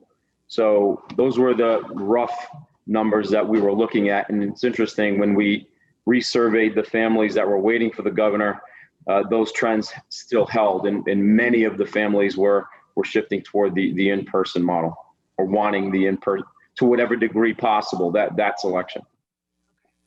All right, thank you. Yep. Go ahead, Mrs. Waters. I am wondering if we can come up with some different language to use to distinguish between the distance learning that parents choose and the distance learning that the students who are going to be in the hybrid model will be doing initially. I received some emails from parents that were confused, especially with the vote last week, where we had decided to start the school year with distance learning, which would have been different for someone who chose to do distance learning through January. They were confused, I think because the language is so similar. Well, distance learning, we defined it. We came up with a definition, and it merely just speaks to a teacher providing direct instruction. That's what we refer to as distance learning. And any time a teacher is providing that instruction somehow directly, we refer to it as distance learning. The virtual academy language was the language that we came up with, and that's more about and more of an independent model with teacher support. I'm not sure how we could differentiate. I mean, we hear educational lingo all the time. If any of the principals can think about any other type of language that we could craft. I mean, we talk about this stuff 24/7, but we can certainly look into it a little bit deeper and see if we can further differentiate it. That's not a problem. Thank you. So, and to be clear, it's just to distinguish between those families that choose to do it through January and I everybody. Thank you. I understand. Thank you. Okay, anyone else on the superintendent's presentation? If not, we'll Yes, I have several questions actually, Paul. go ahead. Sorry. So, Mr. Mitchell, so we had, obviously the ventilation study is not a great situation. And so in your opinion, are there any other hindrances for going back to school that can be addressed between now and October? I think other than the ventilation study, I think the hybrid model will allow us to return to school safely. And I think that is the single most important thing. So having, half the population of students in a school at a time will allow us to increase the social distancing that is, guidelines that have been recommended by the CDC. So right now with all students, it's 3 feet at the elementary level, for example, and the middle level. And actually at the high school level too, if all students come back, this will allow us to extend the distance to 6 feet and, allow us to space students in classrooms at least 6 feet apart. And if you don't mind, Go ahead, Mrs. Bernardo. I'm going to backtrack back to my transportation question in that, are we prepared at this point for transportation as far as, with Durham, with enough buses, enough drivers, enough monitors? Do we know the status of, getting students to school who do need busing? We are still solidifying the transportation of students, but between the walking distances, that policy, the transportation policy that we are actually implementing, and our request of parents to provide more carpooling and transporting of children to and from school, I think we'll be in good shape. I don't have definitive numbers right now, Ms. Bernardo, but I am confident that we are in a much better place than we were, when we, were panicked about only, 20 something students on a bus. Okay, thank you. Mr. Combs? No, Mrs. Bernardo actually asked the very question I was about to ask. Thank you, though. Okay, Mrs. Waters, back to you. Thank you. Yep. So Mr. Prignano had mentioned the security project in the budget, and we had recently secured funding from the town to do the security project at the high school. How does that impact the high school students, now that we're thinking about they can go outside for changing classes and stuff like that? I will take a shot at answering that question. Unfortunately, the pandemic has, forced a lot of things to be knocked off schedule. And, this is a good example, but this is the sort of thing that, the construction companies and the architect and our owners, project managers deal with all the time. I'm not going to say that it's not going to create a little bit of an inconvenience, but, we have to ensure that, the grounds are safe for our students and staff, and they will organize in such a way that it will not be all that disruptive. And again, I think if, a lot that work will be, they'll get right on it, and hopefully it'll be done over the next several months. I forget exactly, what the schedule is for the work to be completed. But, again, I think, this was not the intent, but I do think the hybrid model will help with that as well. Does anybody else have questions? Looks like you're in charge. Okay. Regarding the testing, so how has it been communicated to you as far as testing results once we are back in school? And if somebody is sick and they go through the testing procedure, How are the results being communicated back to our schools? Are we getting a figure based on each school? Are we using just, general Cumberland numbers? What does that look like? Katie, you want to respond to that? Can you hear me? Yep. Yeah. Yeah. I can't hear. Hold on. I can't hear anything. Maybe Mr. Damana, maybe you can. I'm not real. I mean, we're talking about COVID testing? Yes. Yeah. Oh, I'm sorry. Yeah. Okay. Could you repeat the question again? I'm sorry. And we also have, I don't believe that Donna Marzakowski is on the call, but I don't have the specifics about how we're supposed to respond. Okay. But we do have a protocol that we are expected to follow. And I know I looked at it today, but I can't, I don't recall it.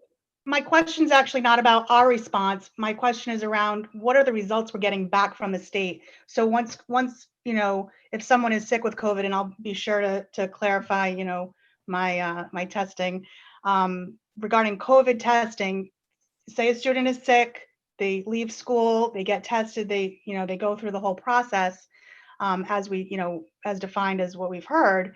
What is the return that we're getting back from them? Are we going to get figures based on each school so we can know each school what percent positive we get, or is it just a general Cumberland number? Do we know what that's going to look like? No, I don't know that. That's a really good question. I don't know how that information is going to be shared with us, but we can certainly find out about that. I do think it's information that, folks are going to want to know. So I don't know that is a good question. I don't have the answer to that. Okay. Mr. Chair. Go ahead, Mr. Salvatore. Mrs. Waters, I'm very interested in your question as well. I'm just trying to fully understand it. Sure. Are you saying that if a child gets COVID and was previously No. If a child is sick and has symptoms, and the protocol as described is that the child leaves the school, they call the test hotline, they schedule a test, they get a test. What do we get? What information do we get back? What does that information look like? Is it by school? Is it just a generic Cumberland number? I'm just curious what that looks like, and then how we can use those metrics. I agree. Mrs. Duncanson, I can see you. I can provide a little bit of information as to this. So the Department of Health has set up portals for the district, and each school has a contact person or two contact persons they're recommending for access to inputting symptomatic individuals into the portal. Once you get a probable case, the protocols for them coming back is that they are tested. Once they are in that portal with their student ID, name, and identifying information, it connects to the Department of Health COVID testing. So we would get real-time information if somebody in our school does test positive. And depending on the turnaround time on that test, we would get it, when that patient gets it. And that, I believe they haven't come back with an affirmative answer. I believe that I will have access to a similar portal for staff as well, so that I will be able to input probable cases into there, which would replace a phone call to the Department of Health and would initiate a contact tracing investigation in that point. Okay, so you'll be able to have metrics by school. Metrics by school and then by district, yes. Okay. So I'll pause if anybody else has questions. Anyone else have a question? Go ahead, Mrs. Waters. So regarding the professional development, we had mentioned a few times around use of Google Classroom, and I know that's part of the professional development before school starts. So can you, maybe Mr. Damana is the best person to talk about it. How are we going to be using Google Classroom going forward? Is there going to be a consistent model between teachers as far as use of the Google Classroom? Yeah, the parameters are written and how it's going to be used in the distance learning plans. The administrators have outlined what the student and teacher expectations are going to be as it pertains to Google Classroom. But you're going to have, in a distance learning situation, you're going to have much more teacher-directed instruction. So far less assigning and much more live teaching. Great. Okay. Thank you. Is that it, Mrs. Waters? No. Go ahead. So regarding, for kids that get sick and need to go into the nurse's office. So based on the protocols for symptoms and leaving school, so there's a couple of categories where it's just one symptom, such as a cough. So I interpret that as if a child is in school and they cough, then they need to go home. So what are our preparations for our nursing staff and the space that we have for the nurses to receive kids? Because I'm guessing there's going to, coughing is a regular fall symptom. The chair. Go ahead. All right, thank you. Mrs. Waters, I'm just from my own opinion, I'm wondering if the Rhode Island Department of Health has issued some kind of protocol as to how to handle this. I'm not asking how to handle it. I'm asking how are we going to have enough space available for the numbers of kids that cough at school to get sent home. Okay. And they have to be isolated. Each individual kid has to be isolated. So can I? Yes. Go ahead. Okay, so the Rhode Island Department of Health and all the school nurses and throughout the state have been attending regular trainings as well as information sessions. Some of them are more helpful than others, but they're pretty explanatory. Most of them recently have been around that portal that I spoke about earlier. We are identifying, the air quality study did put a little hitch in our isolation room plans, in that most of the isolation room plans are no longer suitable for that purpose. So we are moving those rooms to larger locations that can house more than one student and have appropriate airflow. We do feel like we will have those spaces available by the start of school. Regarding your cough question, there will be students who I swallow water sometimes and it goes down the wrong pipe and I cough. That does not mean a student will be, my understanding, it does not mean a student will be sent home for coughing. Additionally, if a student has a history of allergies and has a sniffle or a runny nose one day, and their physician does indicate that is normal for them during this time of year and does not want to test, now they might want to test anyway, they will be allowed to return with that doctor's statement. So it's not it's not an immediate exclusion from school for one symptom like that.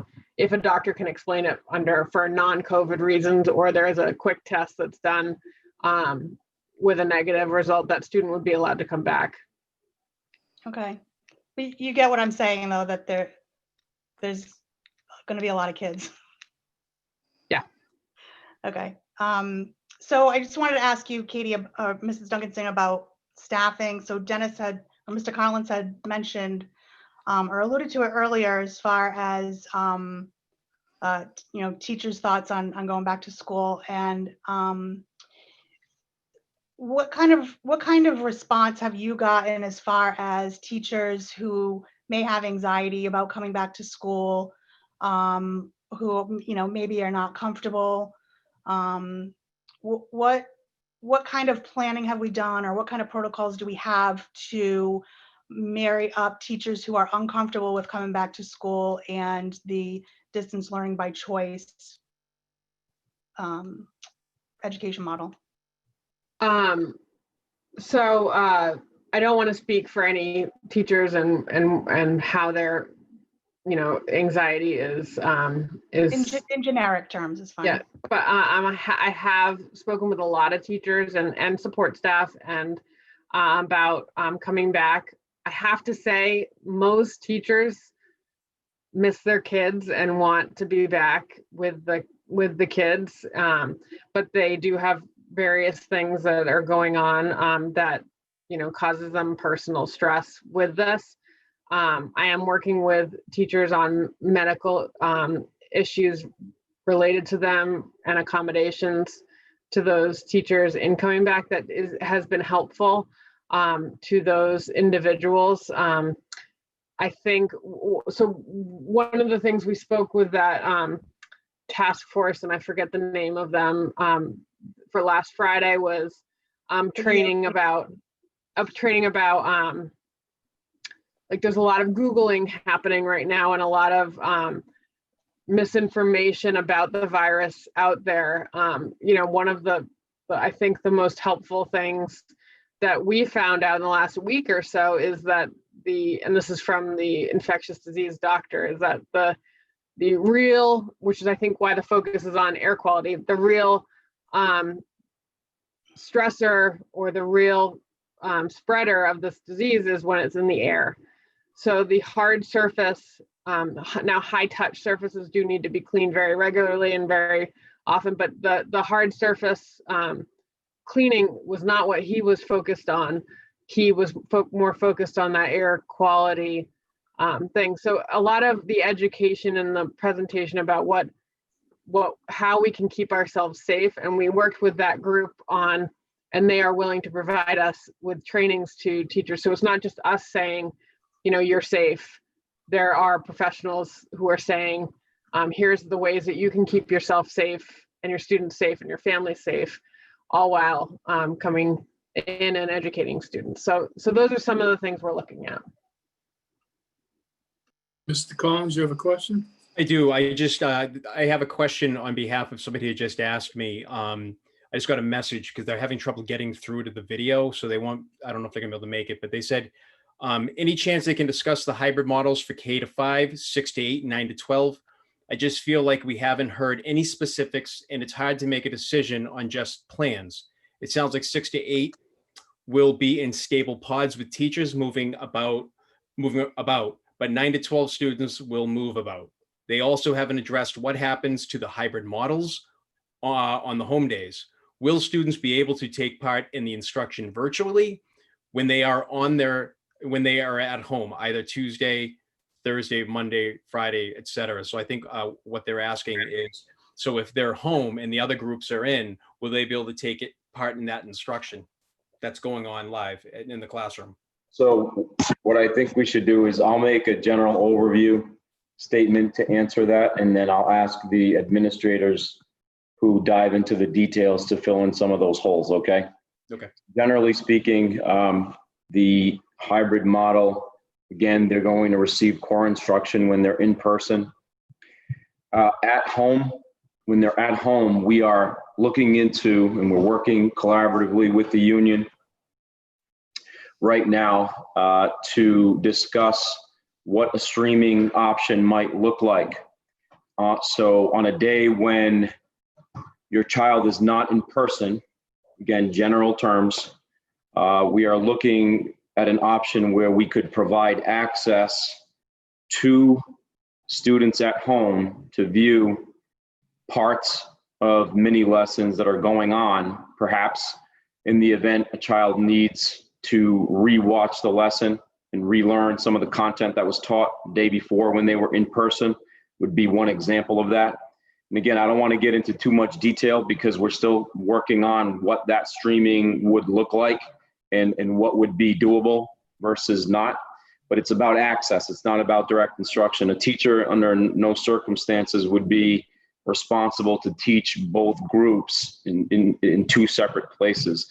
When they're in person, their jobs, the teacher's job is to teach the students who are in front of them.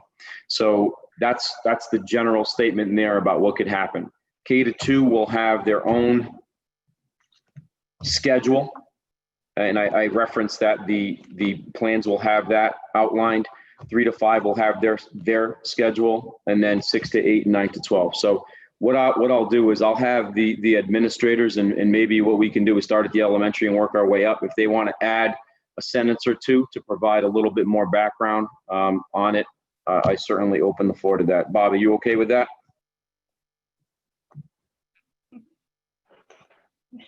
Okay. Who wants to be the spokesperson? Nydia, they usually put you up.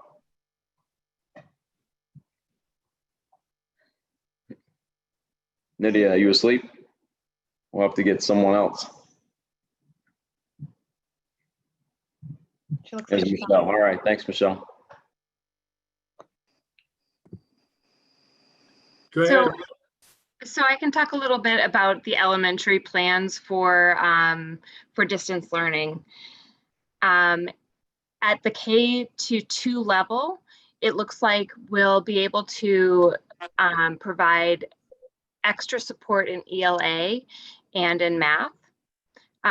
We're going to put science on the back burner for a little while because we know that ELA and math are the core subjects that we need to focus on. We know that there are a lot of kids who have had gaps in their learning during the spring model. And when you see the distance learning plan at the elementary level, you'll see that we have 2 different sample schedules.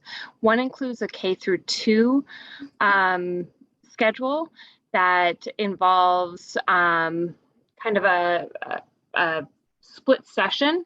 So we would have teachers working with an AM group with direct instruction for that AM group, and then a PM group, direct instruction with the PM group. While the AM group is direct instruction with the classroom teacher, the PM group would be working on independent assignments, and then vice versa when we switch halfway through the day. For grades 3 through 5, we know that their attention spans are a little longer, and so we'll be able to provide them more direct instruction throughout the entire day. And so we have structured, scheduled academic blocks throughout the day for grades 3 through 5, and that includes some science. We'll be able to provide 2 to 3 science assignments throughout the course of a week. And so we'll be providing ELA support, math support, and a science academic block throughout the day, with the understanding that ELA and math will be the most important priorities for us.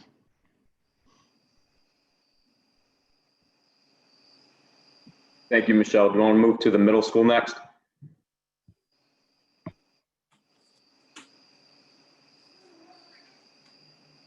Good evening. At the middle level, what we're the numbers the number of families or students who are opting for distance learning is critical in our scheduling. We have, I'll give you an example. In both 7th and 8th grade, we offer algebra and accelerated math as 2 advanced courses. So if students are opting for those courses, we are attempting to create sections to accommodate the need of the student. Generally speaking, we are scheduling sections of distance learning pods with each teacher's as part of each teacher's schedule. So a teacher may be teaching 3 in-person classes and then have a distance learning section. So our goal at the middle level is to provide an alignment with instruction, whether a student is in-person or a student is distance learning. We want to keep that instruction aligned.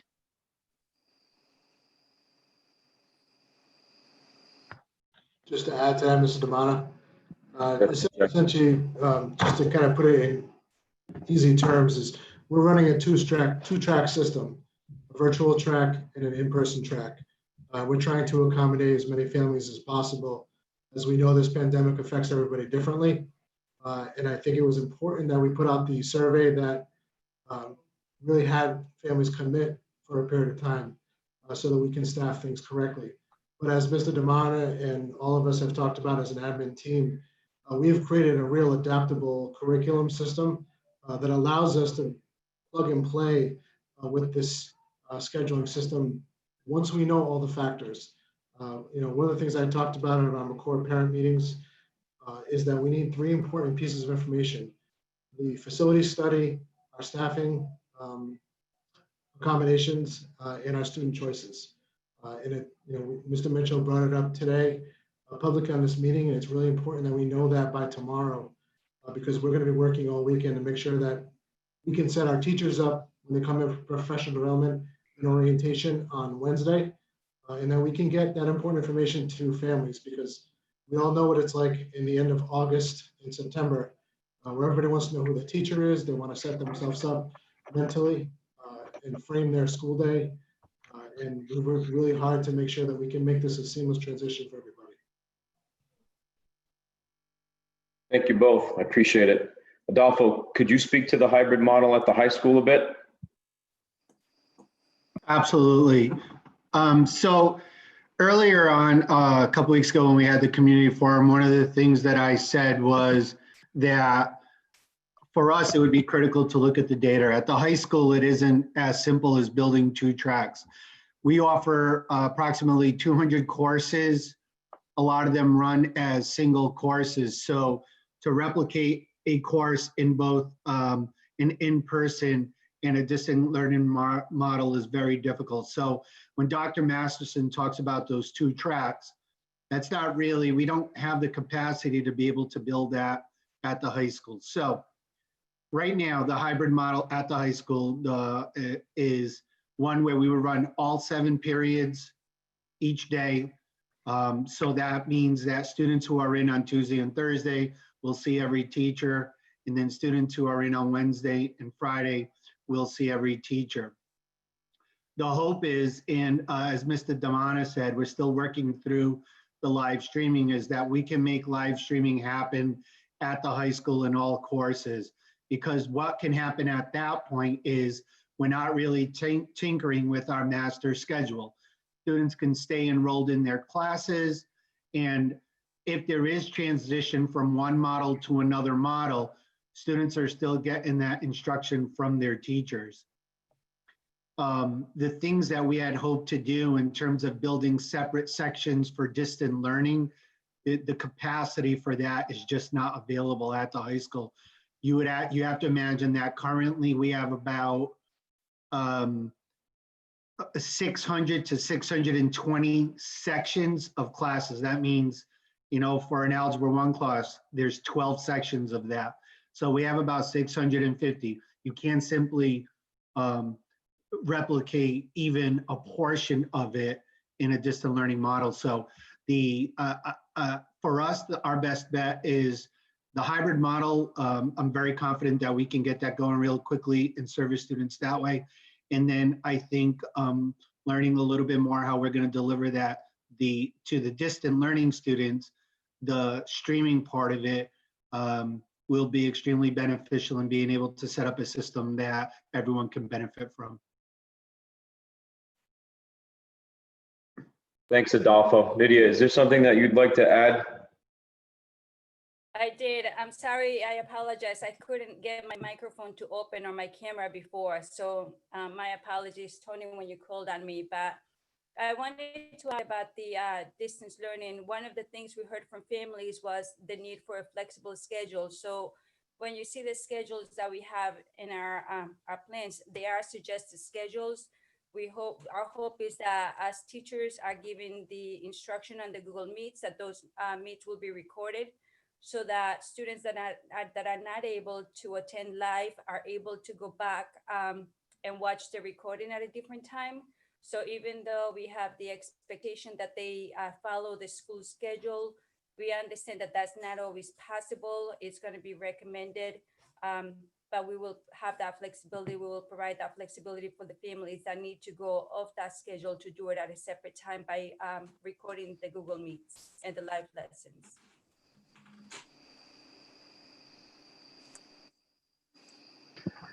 Thank you, Nydia. Mr. Collins, does that help your question? It does. Thank you very much. Mrs. Waters? So Mr. Damana, you had mentioned how very important it is for people who want to choose the distance learning program choice for till January, how important it is for you to know by tomorrow that they're choosing that so you can staff accordingly. For the folks who have made that choice and then were informed tonight about how we're moving forward, is there room for them to change their mind and choose to do the hybrid model instead? Yeah, we're not going to prevent them from changing their minds. We have to be sure that we just have accuracy in our data. So if that's going to happen, it has to happen immediately. You know, you heard Dr. Masterson reference the need for the data right away. They're going to be working through the weekend. So we're not going to deny a family or a child to not have access to the model that they want to have access to. We just need the information as soon as possible, so that way it's smooth and we can work out the kinks so that we can start the year smoothly for them, so that we don't have, bumps in the road. Okay.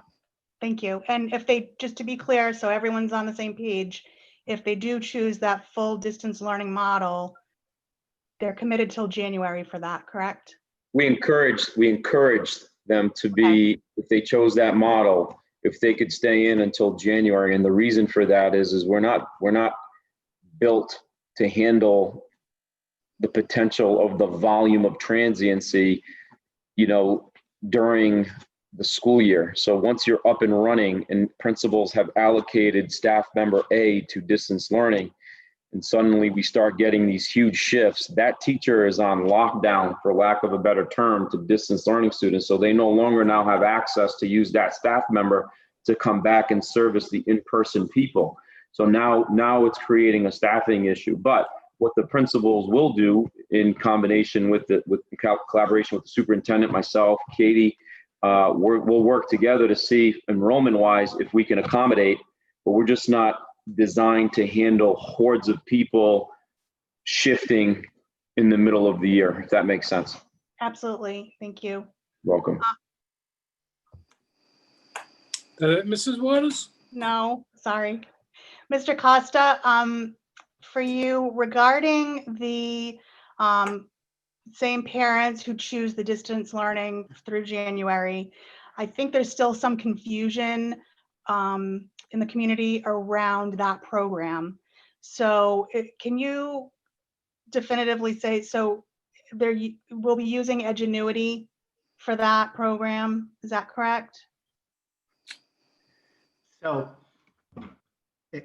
I always got to be careful with this answer, right? Because what I don't want to do is contribute to any additional confusion. So what we're hoping we can do at the high school with the use of, and it's, again, I just want to reiterate that it's something that we are still exploring, and there still needs to be additional conversation.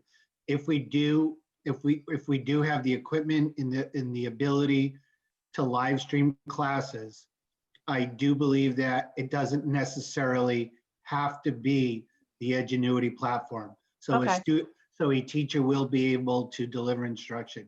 Now, I want parents to feel comfortable in the decision that they make, and I'm not trying to slow them down because I'm not giving them that definitive answer, but I do believe within very shortly we're going to have some solid answers in. Mr. Damano and I have been constantly discussing how we can do this at the high school. But I also want to say that there are a group of parents who might say, you know what, my kids, and I think this is where, Ms. Waters, I think this is where the confusion's coming in. We also believe at the high school that there are some students who can independently navigate courses and may choose that. That would be a separate conversation that they would have with their school counselor. And it's not something we might allow in other years, but a senior, for example, and the senior is always the perfect example. By the time they come into their senior year, they might have 21 credits. They only need an additional 3 to graduate, but we always encourage 4 to make them eligible for activities throughout the year. So in a complete virtual world where they're doing Edgenuity, we could reduce course loads, making students available to go learn other things, or maybe even take a college course if they'd like. But again, that's not something they're choosing on any of these forums. That's a conversation that happens with their school counselors, and their school counselors are prepared to have those conversations. Okay, I will say our family has experience with Edgenuity, and I would encourage parents, if they're considering it, to look into it and not be scared by what they may hear in the community. It's a pretty good program. If I could just add one thing, if Edgenuity is the path, because it is an independent curriculum offered that has been vetted by the NCAA, it's been approved. Colleges are aware that many students are doing online coursework now. The other thing I want to offer is that we are also prepared to set up structures that students are getting supports from teachers. So while teachers might not necessarily be leading the instruction in Edgenuity, they're there to provide supports if students need some tutoring sessions to get them through certain parts of that curriculum. Great. That was, I was going to ask that, so thank you for including that. Mr. DeMonica, Yes. I think I'm done. Wow. Thank you very much for indulging. No, not indulging. You asked a lot of good questions tonight that parents and people wanted to hear. So you're not being indulged. That's what you got elected for. So thank you. All right. Is there anyone else that has a question about the superintendent's recommendation for opening? If not, we'll move to Excuse me, Mr. Chair. Yes. Mrs. Carbonic had her hand raised. All right. I can't see everyone on my screen, but go ahead, Mrs. Carbonic. I just wanted to share for our families that teachers next week, they'll be coming in, and on Friday, one of our plans is to have teachers meet with families and students to orient them to the distance learning environment. So that is in the plans to have teachers work on that and be able to meet with our families and students on Friday. Okay, thank you. All right, anyone else? Hearing none, we're gonna end that unless Mr. Superintendent has a final notion. I just have one question for you, Mr. Superintendent. Does the plan you present, can our children safely come back into school? In your opinion? Yeah, in my opinion, with the hybrid model, students can return safely to school. Thank you. Okay, not is that it, Mr. Mitchell? Yeah, I would just ask that for the school committee to support the recommendation that I have asked you to support on behalf of all of the administrators that have worked really hard to get students back to school. Okay, thank you. All right, we're going to move to comments from the public. The school committee a while ago adopted a 3-minute rule. Mr. Salvatore is going to keep track of that. And because I can't see everyone on the screen, you need to identify yourself through Mr. Chandler, and he'll give you instructions on how to unmute yourself, and you need to provide your name and your address for the school department, so we know who was talking, and that needs to start before you make your comment. The school committee not necessarily needs to comment on this, as if our school attorney has talked about that last week. So, Mr. Chandler, can you identify someone? Yep. So we have a number of people that have their hands up. If you're on the phone, you can use *9 to raise your hand, and then we can get to you, and *6 to mute and unmute yourself once we give you that ability. First person that we have in the list is Kerry Carlson. Kerry Carlson, welcome.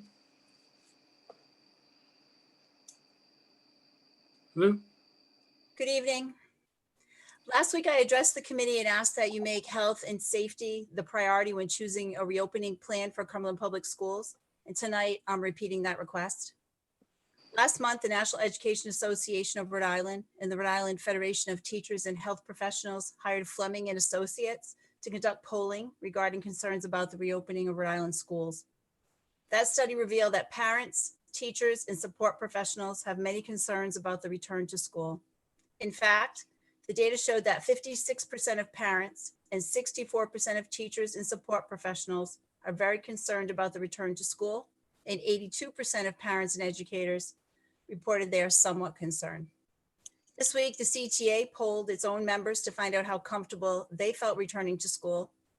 The data showed 80% of CTA members do not feel comfortable returning to a full in-person model. In terms of a partial or hybrid model, 68% of certified staff were comfortable returning to school. Please keep in mind, several members contacted me and asked to change their vote after the release of the ENE Air Quality and Ventilation Report. Also, please be aware, administration has not recently polled the certified staff.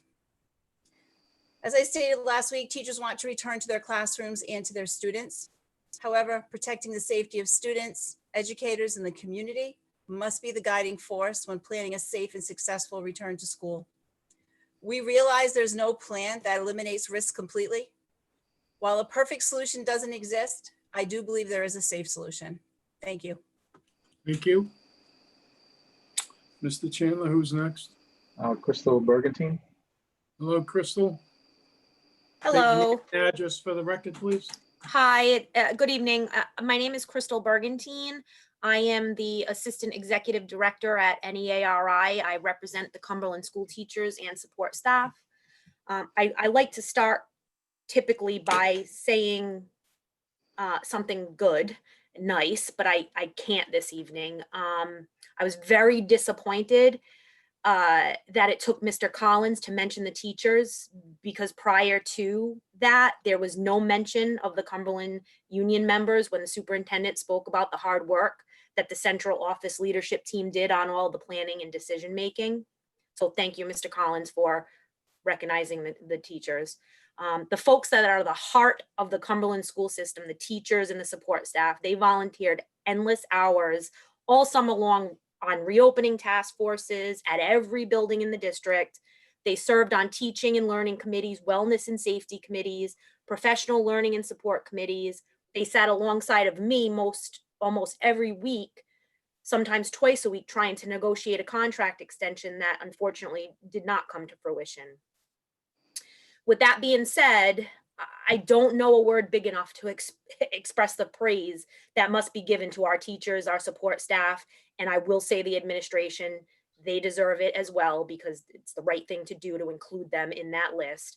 They have worked so diligently all summer long on plans, more plans, another plan, a different plan, and this week, even a different plan. They've been working so hard, probably harder than they've ever worked in their careers in education. I know I've worked harder since March 13th when schools closed than I have ever worked in my career. All this hard work is being done to get our students back in their classrooms where they belong.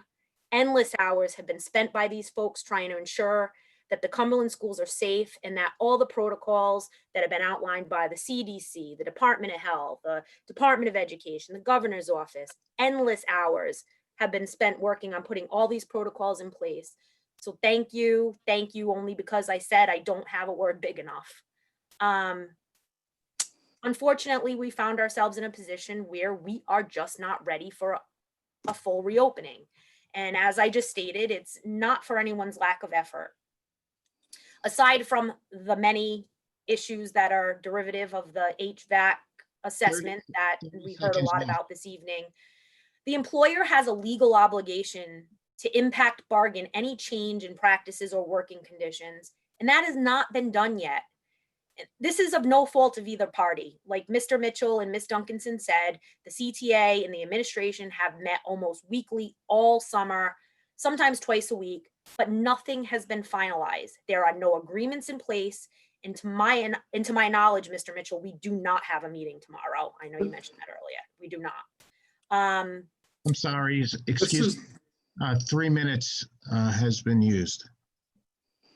I would ask the committee for another minute or two, This is very important as a Mrs. Brigantine, representative. I'll give you a minute because you. this All is right. not So the some- spot to sorry, thank you. negotiate a contract. Thanks. Some examples of what still needs to be worked out or legally must be bargained are supervision of students before and after school. I won't get into detail. We all know lunch plans, supervision at lunch, recess plans in that supervision. Contractually, teachers are assigned duties, usually twice a week for recess. Now they're being asked in some of these plans to do 5 days a week. The cleaning routines, we talked a lot about that. A lot of conversation around how teachers meet the needs of the students in the building and at home. And all I've heard tonight is we're having conversations, we're talking about it, we're hoping for it, we're collaborating. Nothing is confirmed or agreed upon. Another major change in working conditions. So I'm going to skip right to my final Thank you. comment that I. Want to continue? No, it's gonna go on forever. This is not the place to negotiate a contract. I'm sorry. We have parents that would like to speak. Mr. Chandler, who's the next person? Sarah? Sarah, could you please state your name and address for the record, please?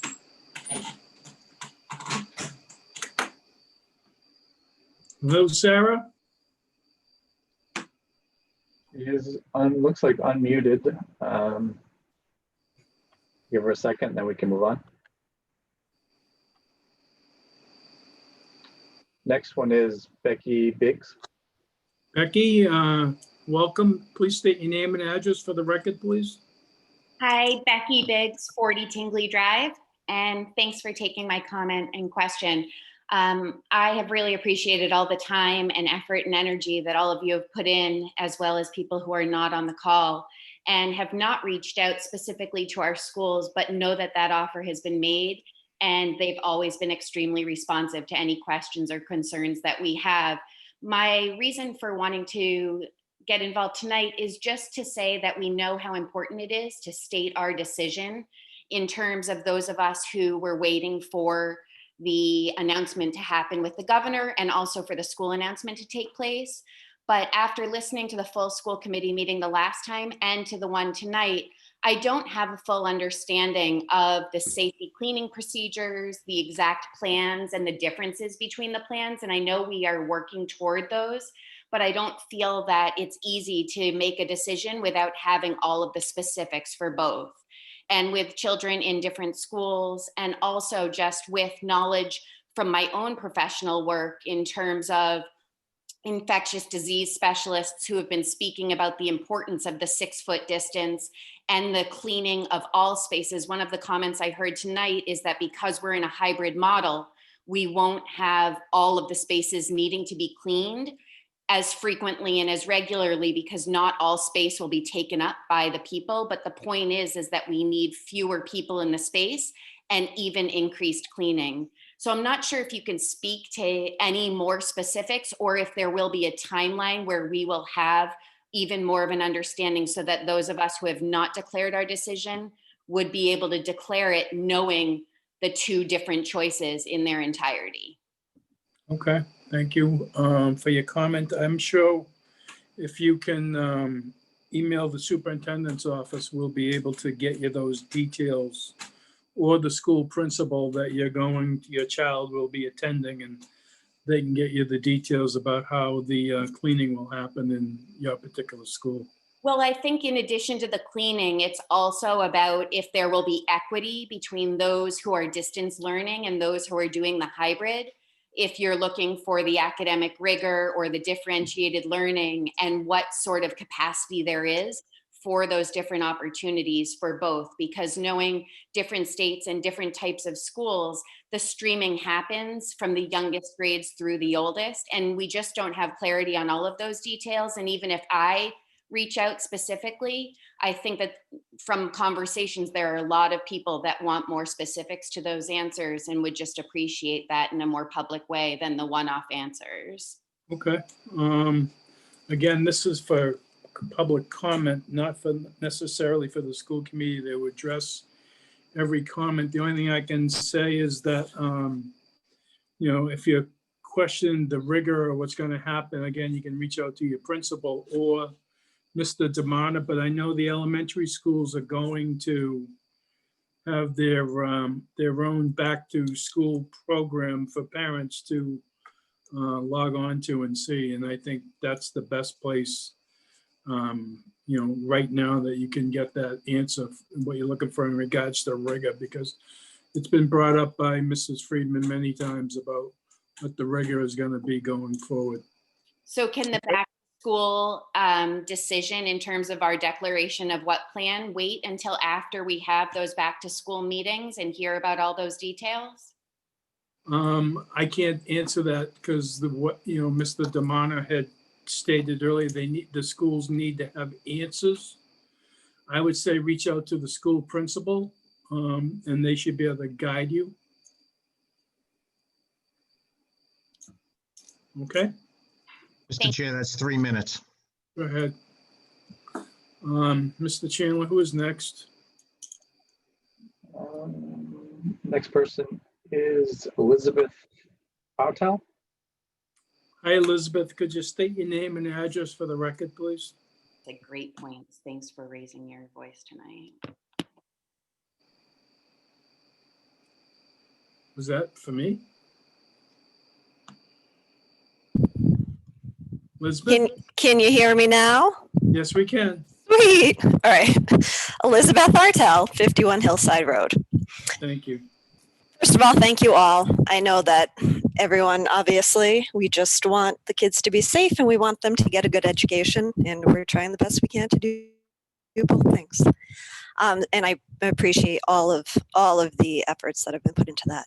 I have a question. Maybe I should go to the principal for this. For the hybrid model, if we have a couple of children in a school,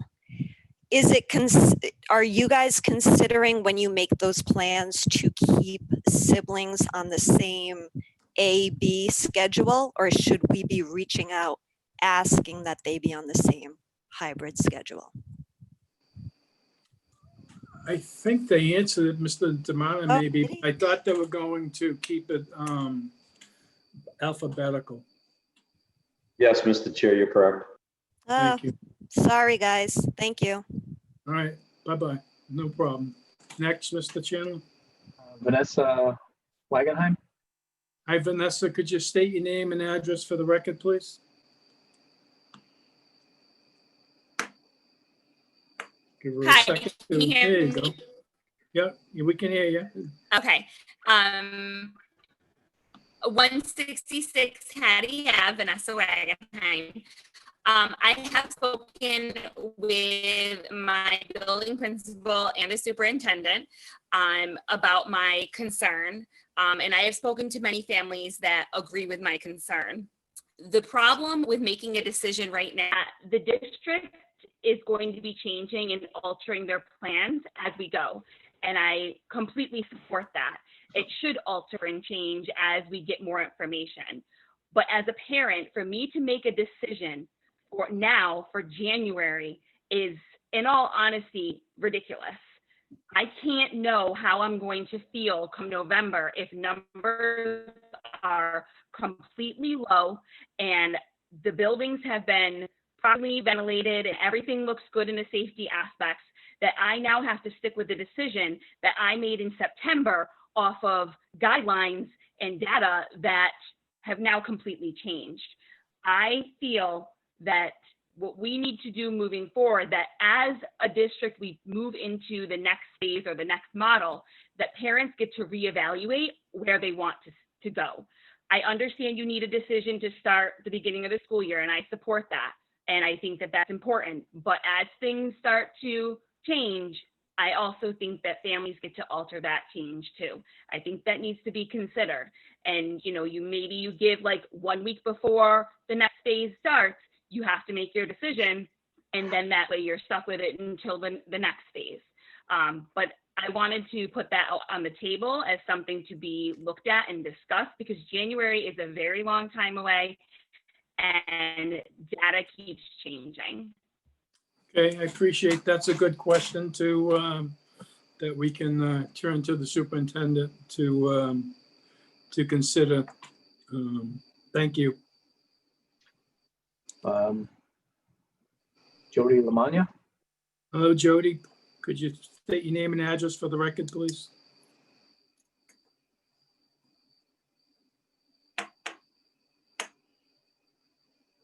Jody? Hope you're muted, Jody. Okay, can you hear me now? Yes, we can. Okay, Jody Lamagna, my address is 12 Highland Avenue in Cumberland. I am a parent of students in Cumberland, and I am also a teacher at McCourt Middle School in Cumberland. I have a couple of questions. The first are about the presentation from Mr. Murphy. I know that in one of the governor's press conferences this week, she mentioned that there were funds available for schools, and I'm not entirely sure what those funds are, but the replacement of the MERV filters or the replacement of those air purifiers that we need to get for the classrooms, is that something that we would get money from the state for, or is that something we need to pay for out of our budget? Do any of you know? We're hopeful that the state will give us money. Okay, but that's a potential that would not necessarily come out of our budget. Right. Okay, and I'm a little unclear about whether we have to have all those MERV filters replaced before we can safely open. The goal is to do all the maintenance as possible, and if we can use MERV filters, we're going to use them. And as classrooms are available, they'll have a new filter in them, as Mr. Murphy said, they turn green because of the amount of students that would be in that classroom that would be safe for everyone. Okay, it sounded like he said that those filters are like 68 weeks on back order, so I wasn't sure how that fit in with what we had to do.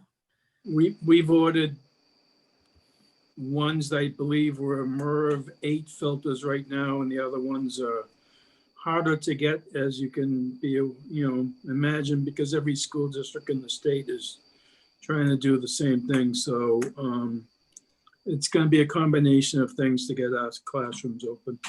Okay, and then the next two questions I had were, I thought that Mr. Damona said that their distance learning plan will be live for the secondary schools tomorrow for parents to view. Is that accurate, or did I misunderstand that? It's accurate. Okay. Yep. And at what point will we know if teachers will be able to live stream or whether we'll be using Edgenuity? Because I can imagine that would make a difference for whether parents want their kids to do the in-person or if they're going to choose distance learning until January. Mr. Chair, it's 3 minutes. Okay. I would ask. You want me to answer the question or not? That would be great. Go ahead and answer the question. So the streaming details have not been approved. The parameters around it is right now, I think, with the executive board of the union. So that's where it is right now. That's all I can really say about that, and more information to follow. Thank you. Mr. Chair. Okay, next, Mr. yes. Chair, it's Steve Adams. I hate to sort of interrupt the flow of things, but mostly for the public's understanding, this is a public meeting of the Cumberland School Committee. It is their meeting to have an agenda and discuss the issues that are laid before them. Public comment is generally supposed to be the time for the public to make a comment. It is not generally an interactive process. If the members of the public have questions, the members of the school committee have email addresses, telephone numbers. Bob Mitchell has a email address, and you can reach out to his office as you can to the various principals as was described.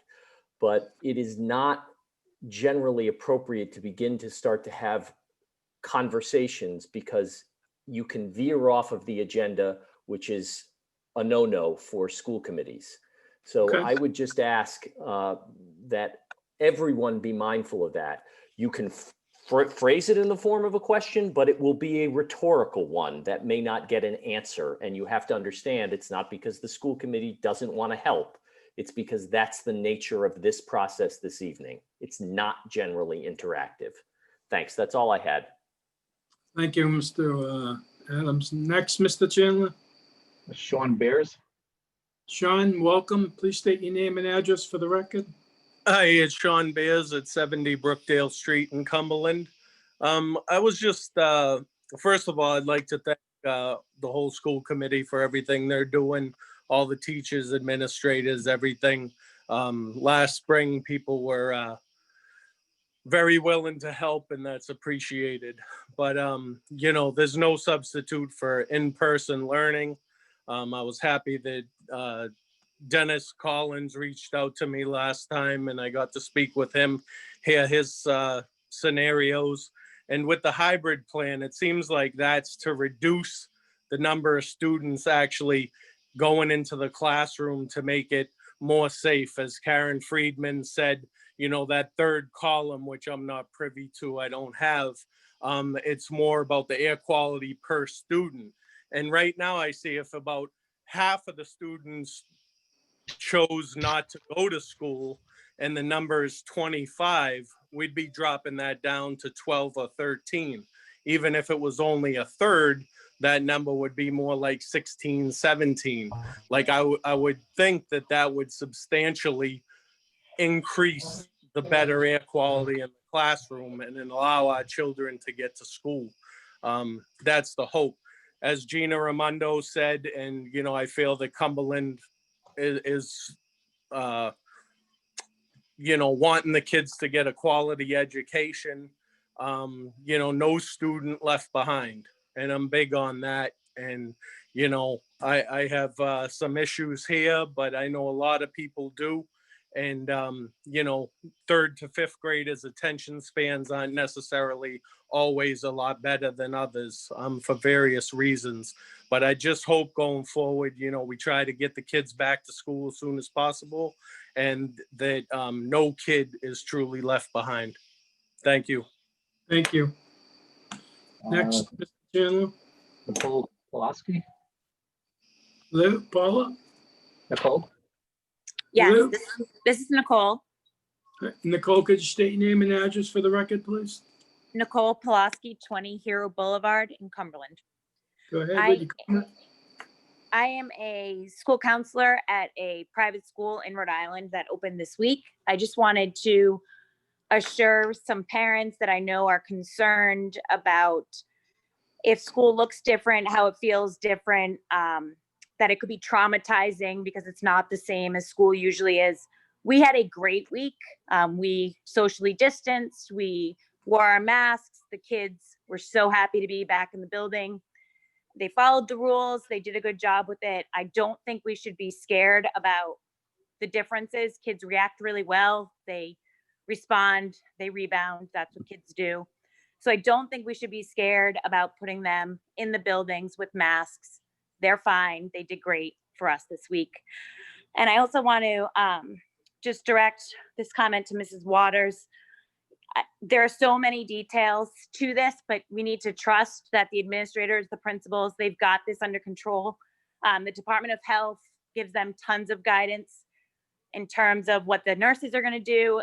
Everything's out there and ready to go for them. And we just need to trust that it's time to take that next step. And with the hybrid model, they will be fine. Thank you. Next, Mr. Chandler. Cheryl Burke. Hello, Cheryl. Could you state your name and address for the record, please? Hi, my name is Cheryl Burke. Can you hear me? Yes, we can. Oh, perfect. I live at 18 Poisson Street. Thank I you. just wanted to thank you all for giving me the opportunity to speak. I have a child entering 8th at NCMS and another entering 12th at CHS. We currently live in unprecedented times, and no one can dispute that. 3 months ago, we were a community that started adopting seniors and showering them with kindness. Schools were assembling "We Miss You" parades for students, and we were celebrating teachers who turned their instruction methods on a dime and did the best they could for our students. We were a community that banded together when times were challenging us. As a community, we have a school committee that is trying to make the best decisions it can with the information that is provided to them. In the times of COVID-19, this information can change from minute to minute. I have not agreed with all the decisions that the board has made, but I want to take a moment to remind our community that board members are human beings who put themselves out there in our community to be elected and represent the district. During a regular summer, the school committee, administration, and teachers are preparing for students to return by adjusting curriculums, improving our buildings and grounds, cleaning out classrooms, revamping, moving classrooms, and focusing on class lists to prepare the students to be their best. This summer has been anything but regular. School preparation in 2020 has thrown everyone, parents, teachers, administration, students, into a tailspin. Our state required the district to submit 3 different opening plans for 8 different district schools. Members of our school committee, our administration, our principals, our teachers assembled reopening groups, toured schools, gathered information, evaluated spaces, assembled multiple plans, and submitted them to the state. They offered us questionnaires, they offered us surveys, all of this to help guide them in giving Cumberland schools the best chance. We are currently at a crossroads with how to begin the school year in town. We all want safe buildings and students and teachers. I don't claim to have all the answers, but I want to take a moment and pause. I want to thank our administrators for their extra efforts, our educators for their efforts in pivoting every which way and giving the best that they can, and to our school committee for trying to keep our students and teachers safe. As a community, we can still go back to the kindness we exhibited 3 months ago, and we can do this for everyone involved in these discussions. I have faith we can work together to move forward as a community with open conversations while balancing facts and the realities of the world we live in. Thank you so much.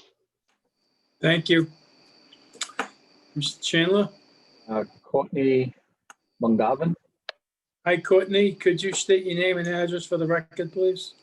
Guys, Courtney Mungavin, 36 Larchwood. Hope everybody is good. And thank you all for your time and consideration. I have 2 children who are both at community school. One is going into 2nd, the other that is going into 5th. Great experience doing virtual learning in the spring. Certainly there were their challenges, but they had amazing school teachers. So we were very fortunate about that. One commentary that I have shared with the principal, as well as numerous other people, anyone who has ears that's willing to listen to me. One thing that I would like considered, I appreciate that Chromebooks have been given out and how much we're trying to teach our kids from a technological perspective. I'm an IT person myself, but for all of our little ones, K through 2, I'd like to see some actual workbooks, whether we have to purchase them as parents or the school department give them out, so that our little ones are spending a little less time hunched over a computer like the adults that we have to do all the time, straining their eyes, trying their little fingers to use a mouse. And instead, ensure that we have a generation of children who are able to physically write properly. We have the technological advances that we can upload pictures of their completed work to Google Classroom. So it's just something that I'd like considered. And I want to thank you all for your time and consideration. Thank you. Thank you. Mr. Chandler? Kristen Hogan. Hello, Kristen. Could you state your name and address for the record, please? Kristen Hogan, 19 Scarborough Road. Welcome. I can't echo enough Cheryl Burke's comments about all the work that everybody has done and the experience we all had in the spring. That being said, I have 2 students in the Cumberland School District, one going to be a freshman and one going to be a junior. And I have currently expended, paying a tutor for the entire summer to make up for the learning he missed from the spring. And we have done it all summer to the tune of $360 a month to make up for that missed learning. And every experience was different. And I can't express enough how much these kids need to be in school. And I know this is not based on the gentleman, I don't know who he was, who interacted and said this is not an interactive session, but I can't help but bring up that elephant in the room, that why are there only 2 districts in the state that the governor is bringing up that are not bringing students back. Cumberland is one of 2 that is experiencing these air quality problems. And I can't for the life of me explain, well, we are one of the best educated districts in the state, and such a quality education our students get, that we are really one of 2 that are in a position not to bring students back. And I know this is not interactive and we can't get those answers now, but I intend on reaching out. But to get that question answered as to, is it simply because we chose to be more diligent and do that study ourselves, in that we decided to be more proactive, but all these other people don't care about their students and are sending them back anyway? I don't understand that. And I've been speaking with a lot of people about that. And so, well, I know none of you can answer me now. I intend on sending lots of letters and expecting a response about why we are one of 2 districts publicly who are not sending students back based on air quality issues that I can't understand for the life of me, that we're the only 2 districts experiencing it. So, and I thank you all for your efforts and appreciate everything and understand the pandemic we're living in and appreciate everything everybody has done. But it's not making sense to me, and it's not because of you, it's because of the world we're living in. But I really appreciate all of your efforts, and thank you for letting me speak. Thank you. We have Lisa Cannon. Hello, Lisa. Could you state your name and address for the record, please? Sure, it's Lisa Cannon, and I live at 105 Arnold Drive. Welcome. So, thank you for having me. I just wanted to first of all thank you all for all the hard work. Honestly, I think the meeting tonight clarified a lot of questions that a lot of parents had on their minds, including me. I know that it's taken a lot of diligence, a lot of hard work on everybody's part in gathering the data presented tonight. So I also would like to thank the administrative team for coming up with a plan that is going to hopefully allow our children to get at least a partial in-person education. I've been pretty vocal all along to most of you sending letters, and I know you know how important I think education is for children. I truly appreciate all the hard work that has gone into this thoughtful model that you've created to try to minimize risk to teachers and to students, while also trying to assure that they're getting the best quality education possible. My one question, I would like to know about what the accountability is going to be like for performing the air quality repairs in the time frame that was discussed. Because as I know, having done work on my own house and things like that, things don't always go as planned. And, I know there was some discussion already of air filters being on back order, for example. And the one other thing, we've spent a lot of time talking about the risks of attending school during a pandemic, which is obviously on everybody's forefront of their mind. But I would like to point out that there are very real risks to not attending school during a pandemic too. As a pediatrician, I see children in my practice every day that are experiencing increasing rates of anxiety, depression, kids that are at risk for suicide. There's reports of child abuse, sexual abuse that's going up across our country. And a lot of this is because schools serve a very important function in our society for children, for their well-being, both physically, for social and emotional well-being, and also for their long-term academic gains. Another concerning thing that I've been concerned about for a while also is about the effectiveness of distance learning for our children. And it's something that I feel like is an unstudied process. And I would like to, again, remind the committee that it'd be something to be very helpful, I think, to have data about, ways that we are making sure that our kids their needs are being met from an academic perspective as well.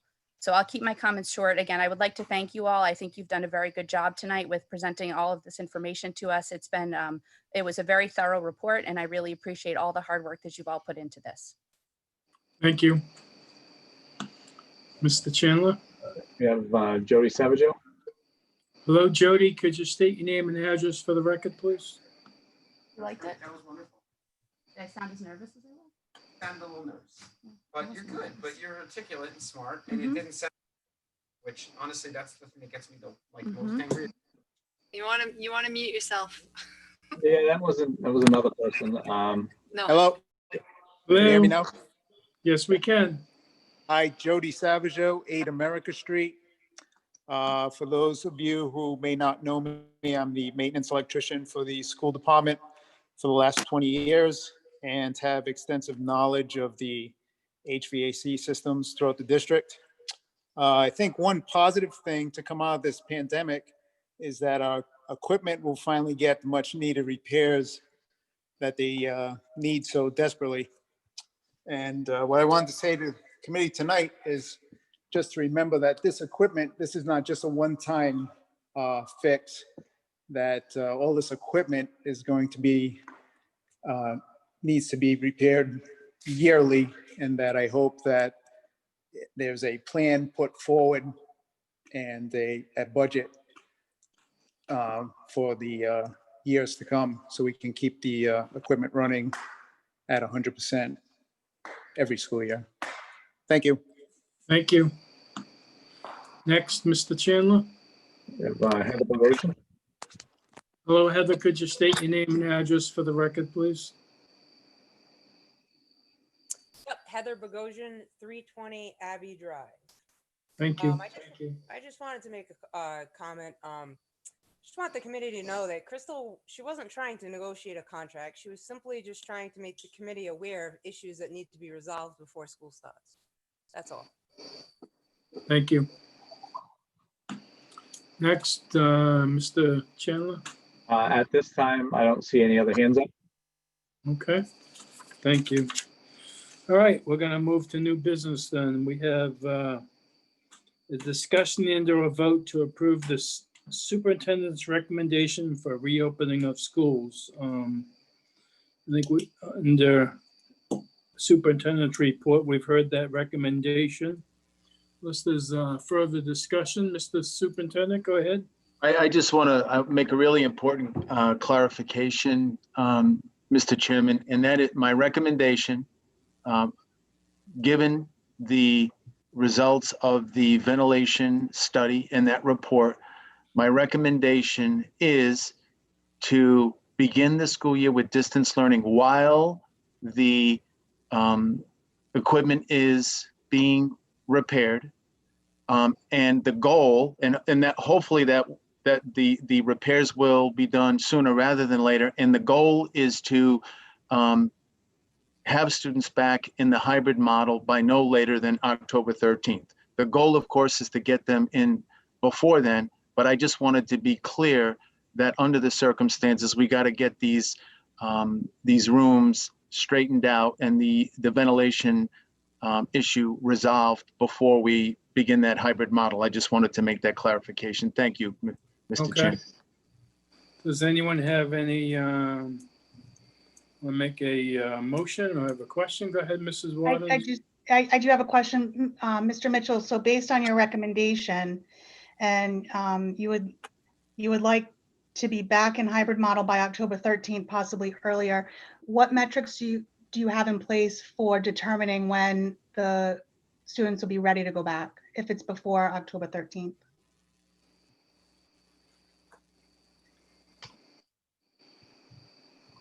Well, I think the 5 metrics that the governor announced on Monday, I'm like pretty sure that Cumberland meets all of those metrics. So I would, it's clear to me that if we can meet those metrics, then those are the metrics that will help us to make the decision. So, but we do already meet the metrics today from what she stated, right? Yeah, so but I would have recommended that we start the hybrid model on September 14th, but given the ventilation issue, I think we need to make those repairs before we can safely bring students back. Okay, so just to clarify, you're stating that having the rooms ready to welcome students back is the metric you'll use to bring the students back? If there's room, if the rooms are done? Yes, if you want to include that metric, yes. Anyone else? Yeah, Mr. Chair. Go ahead, Mr. Fiorillo. Mr. Mitchell, and your intention is also to bring back special education and pre-K on the 14th? Yes, thank you for making that point also. Yes, the plan does include it bringing back the pre-K and the students in those special groups back. They will be in school, Thursday through Friday. Monday will be a virtual day. Thank you for asking that clarifying question. Mr. Chair, I would like to make a motion. I would like to make a motion for the recommendation to support the superintendent's recommendation of the reopening of the schools. Mr. Salvatore makes a motion to support the superintendent's recommendation. Do I have a second? Second with discussion. Go ahead, Mr. Collins, second it. Go ahead. Yeah, I think, we voted last week with, even before anticipating how bad this ventilation report was, because there's other factors. And I get the sense that we're getting caught up in this ventilation report, but there's a lot of unanswered questions. And the whole situation is uncomfortable for people, but, parents want what's best for their kids. Okay. I get that. Teachers want what's best for them. Everybody has an opinion, but the problem is what's good for my children may not be good for the other children across the street.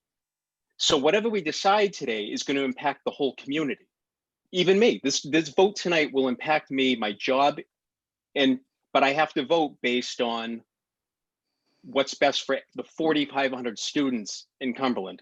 So when you look, I have a list. Science, yes, children are at a lower risk. I get it. I've received the emails. I've seen the studies. Mental health is tough. This is a tough time for kids. They're struggling. Parents have to work. I get it. Maybe they don't work and they're struggling keeping up with the remote learning at home.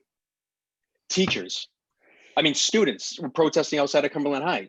They want to be back in school with their friends. They want the senior experience. I get it. But the problem is we can't have all these things. Teachers, on the front lines, I hear you, okay? And we can't all be right. So whatever we decide tonight, people are going to be upset. So when I look at these things, I get the sense, and you may have gotten this in the last week, it's like people feel personally grieved. The scientists who write us, it's like, how dare you ignore my science? It's not that we're ignoring your science, it's we have to do what's best. So I look at things, anybody who knows me, practically speaking, there are too many unanswered questions, okay? Aside from ventilation, okay? And I am a person who wants specifics, and I don't like the idea of giving artificial deadlines that we may or we can open.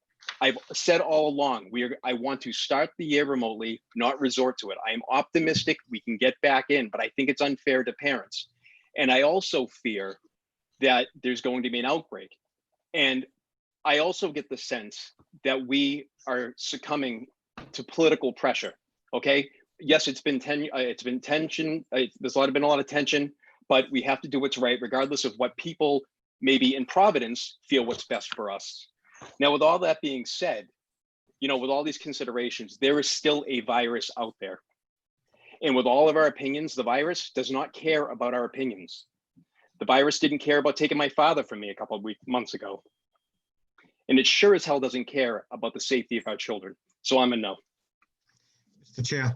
Well, go ahead, Mr. Salvatore. Mr. Chair, question for Mr. Mitchell. Mr. Mitchell, under your plan, do students mandatory have to go back to the school? The parents have always had the choice to choose the distance learning opportunity.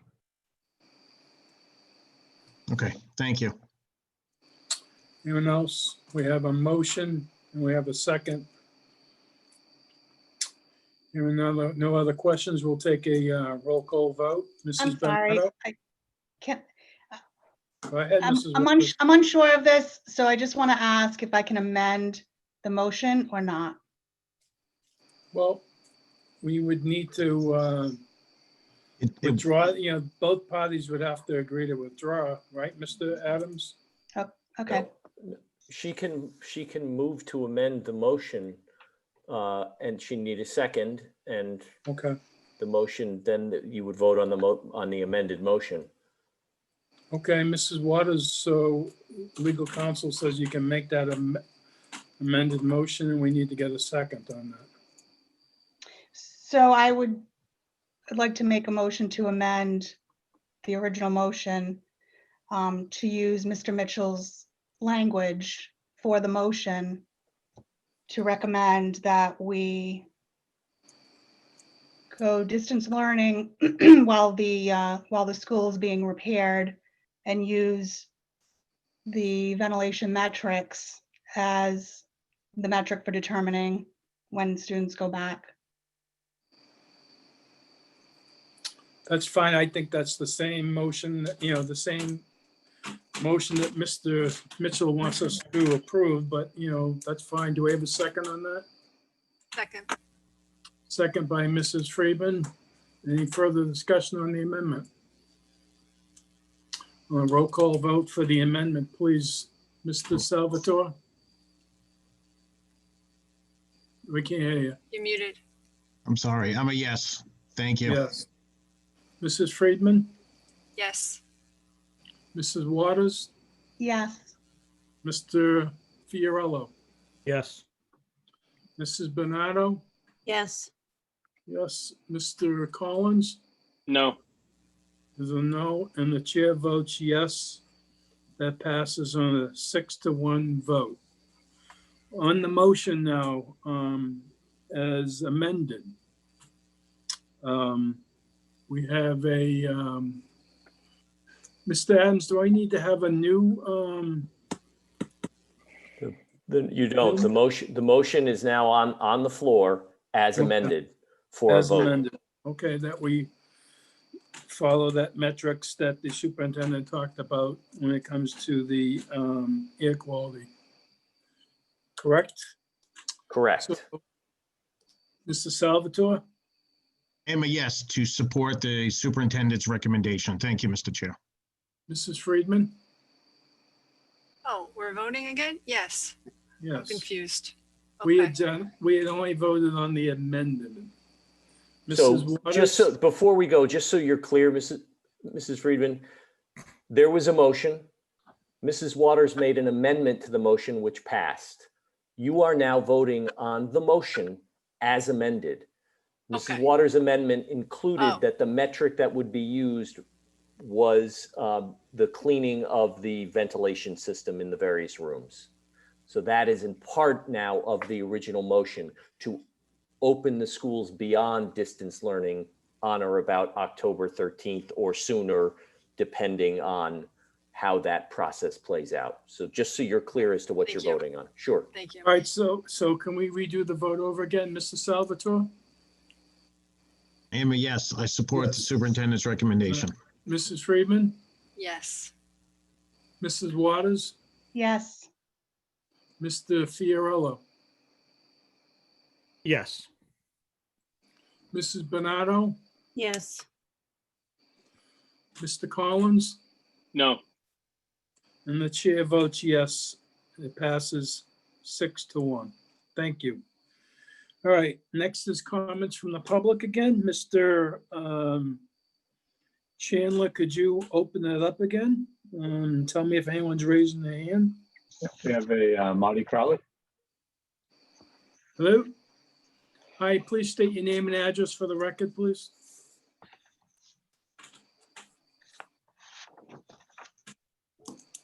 Hello? Marty, you can go ahead and speak.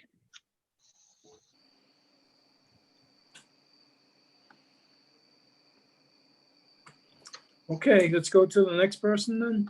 Person is Alexis Santoro. Hello, Alexis. Could you state your name and address for the record, please?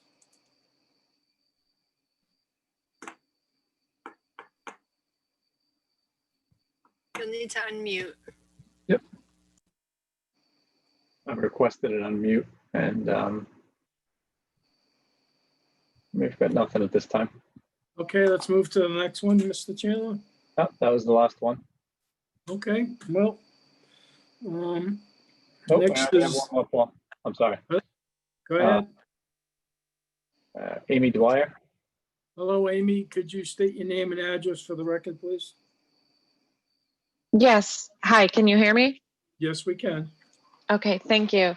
My name's Amy Dwyer. My address is 29 Pound Road. First of all, a huge thank you to everyone who has been working so hard to get our kids back to school as safely as possible. I have one, actually two, but really one specific question.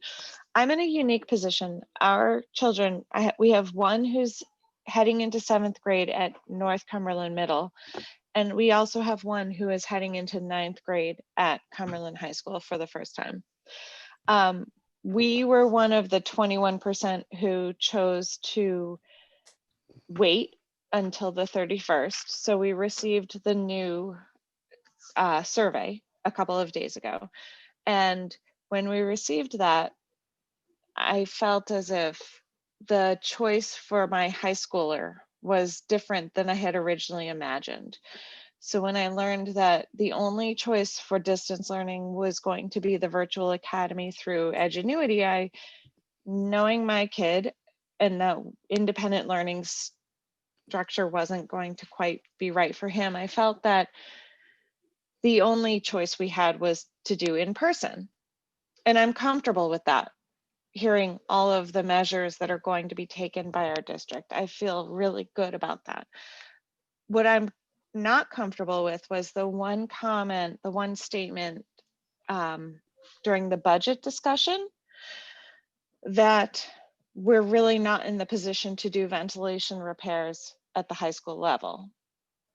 I suspect that many parents who have realized that their high schoolers will only have an option for Edgenuity and an independent learning model for their distance model will be leaning now toward in person, whereas before they may have been on the fence.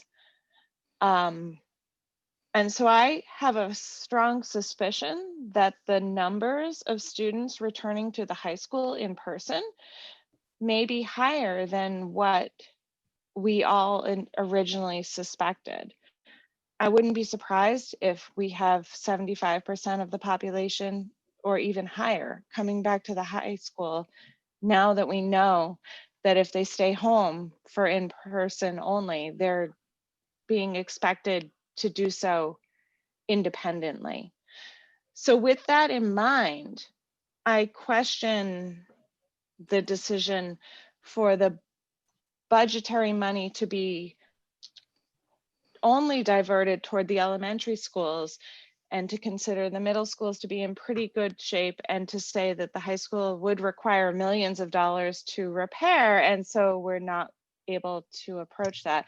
I understand. I did hear what Mr. Chair, Mr. 3 minutes, just to let you know. Thank you. Thank you. Yeah, sorry. If you reach out to the superintendent, you can reach out to me as well.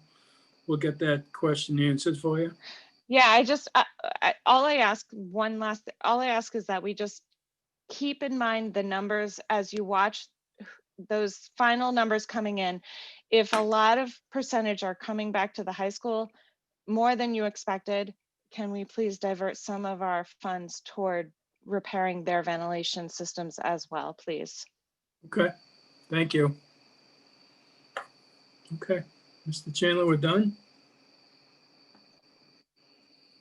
At this time, I do not see anybody with their hands up.